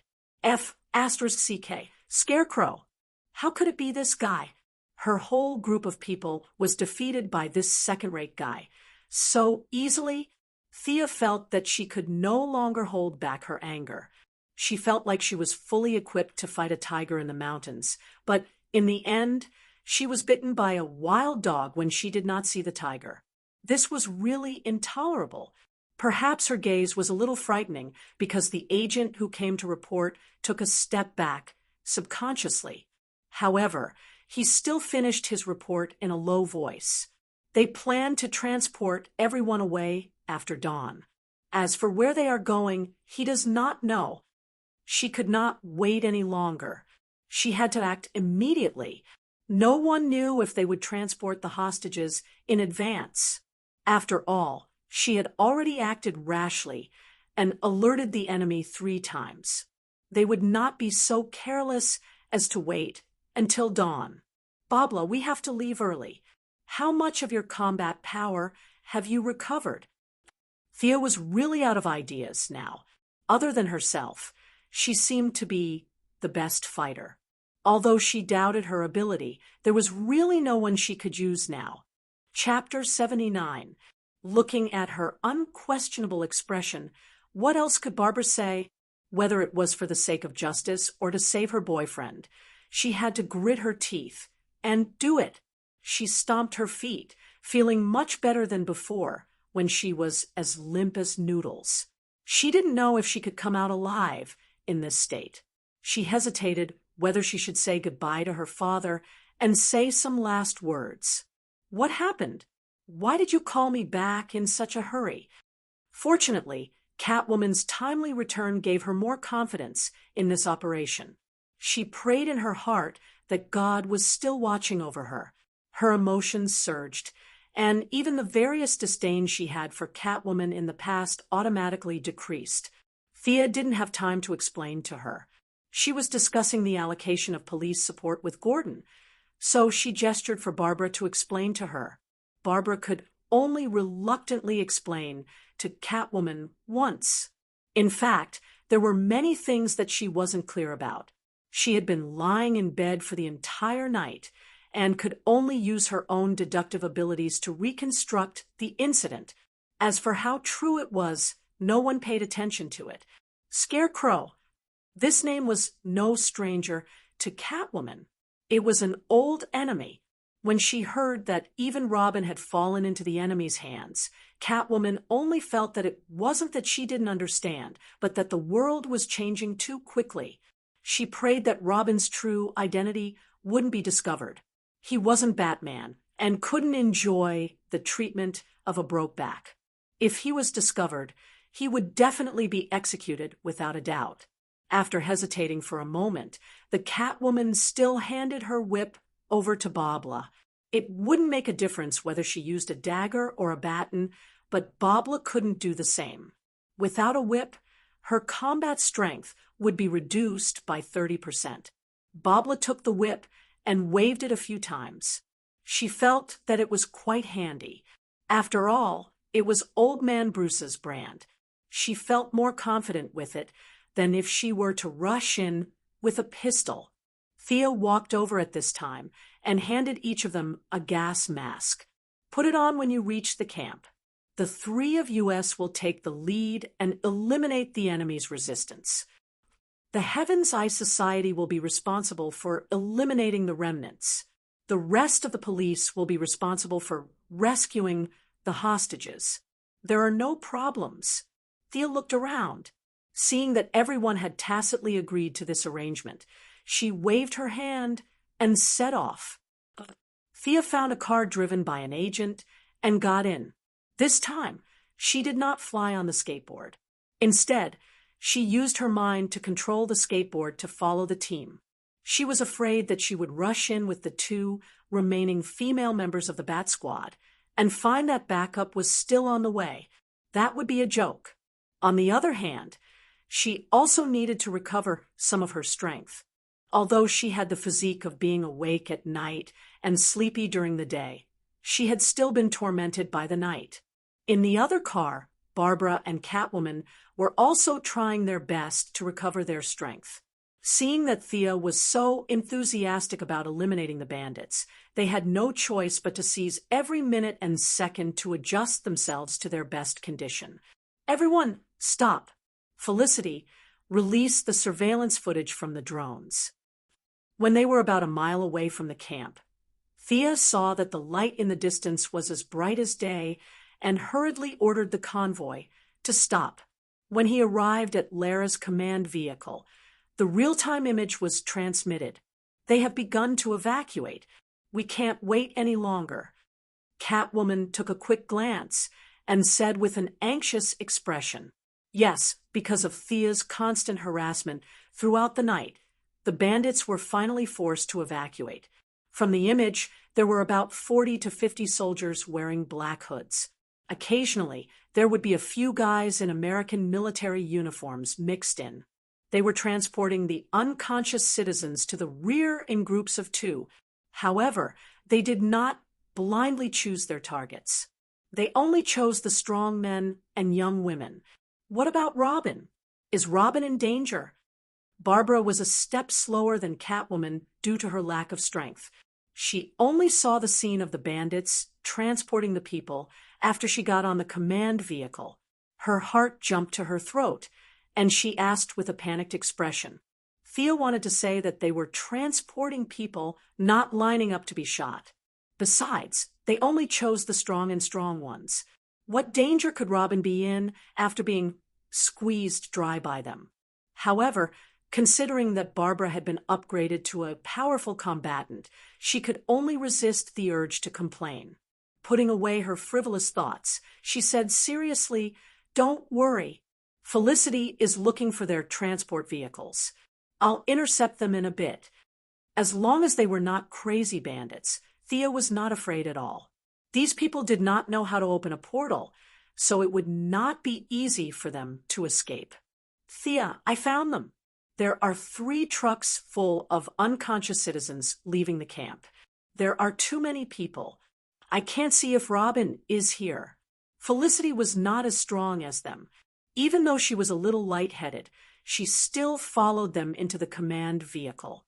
At this time, she had already pulled up the images of the vehicles from the drone.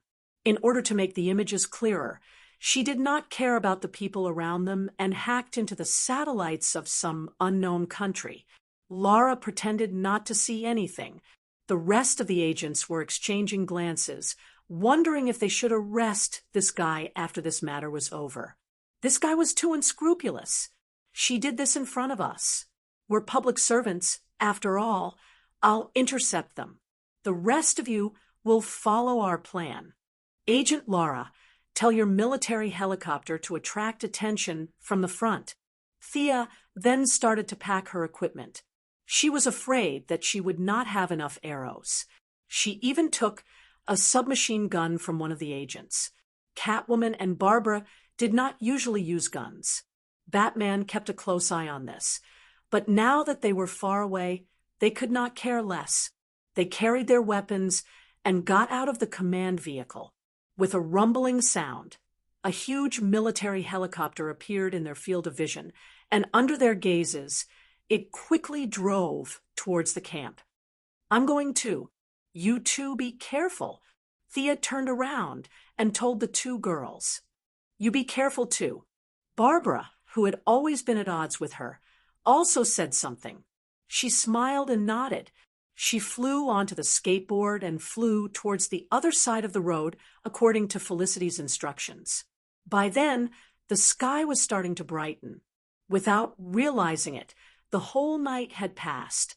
Sia really felt that living in Gotham required a big heart.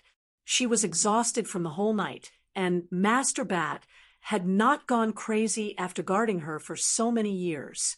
It must have been hard on him. The light was getting brighter, and the visibility was getting better. It was a good thing for Thea to search for the target on the ground, but it was also good for the criminals on the ground. Even though Sia was high up in the sky and could not hear what the people below were saying, when she saw the 3 large trucks passing through the road in a single file and many people pointing at her from the back of the trucks, she knew that they were up to no good. She had not rested for the entire night, which meant that she was very tired. They could only say that it was even more tiring for them to keep staring at the sky all the time with a fighting style that came out of nowhere. The people below rubbed their eyes to make sure that their eyes weren't playing tricks on them. That guy who could fly had caught up to them again. A few of them were so tired that they took out their pistols and rifles. They didn't care if they were in range or not and started firing at the sky.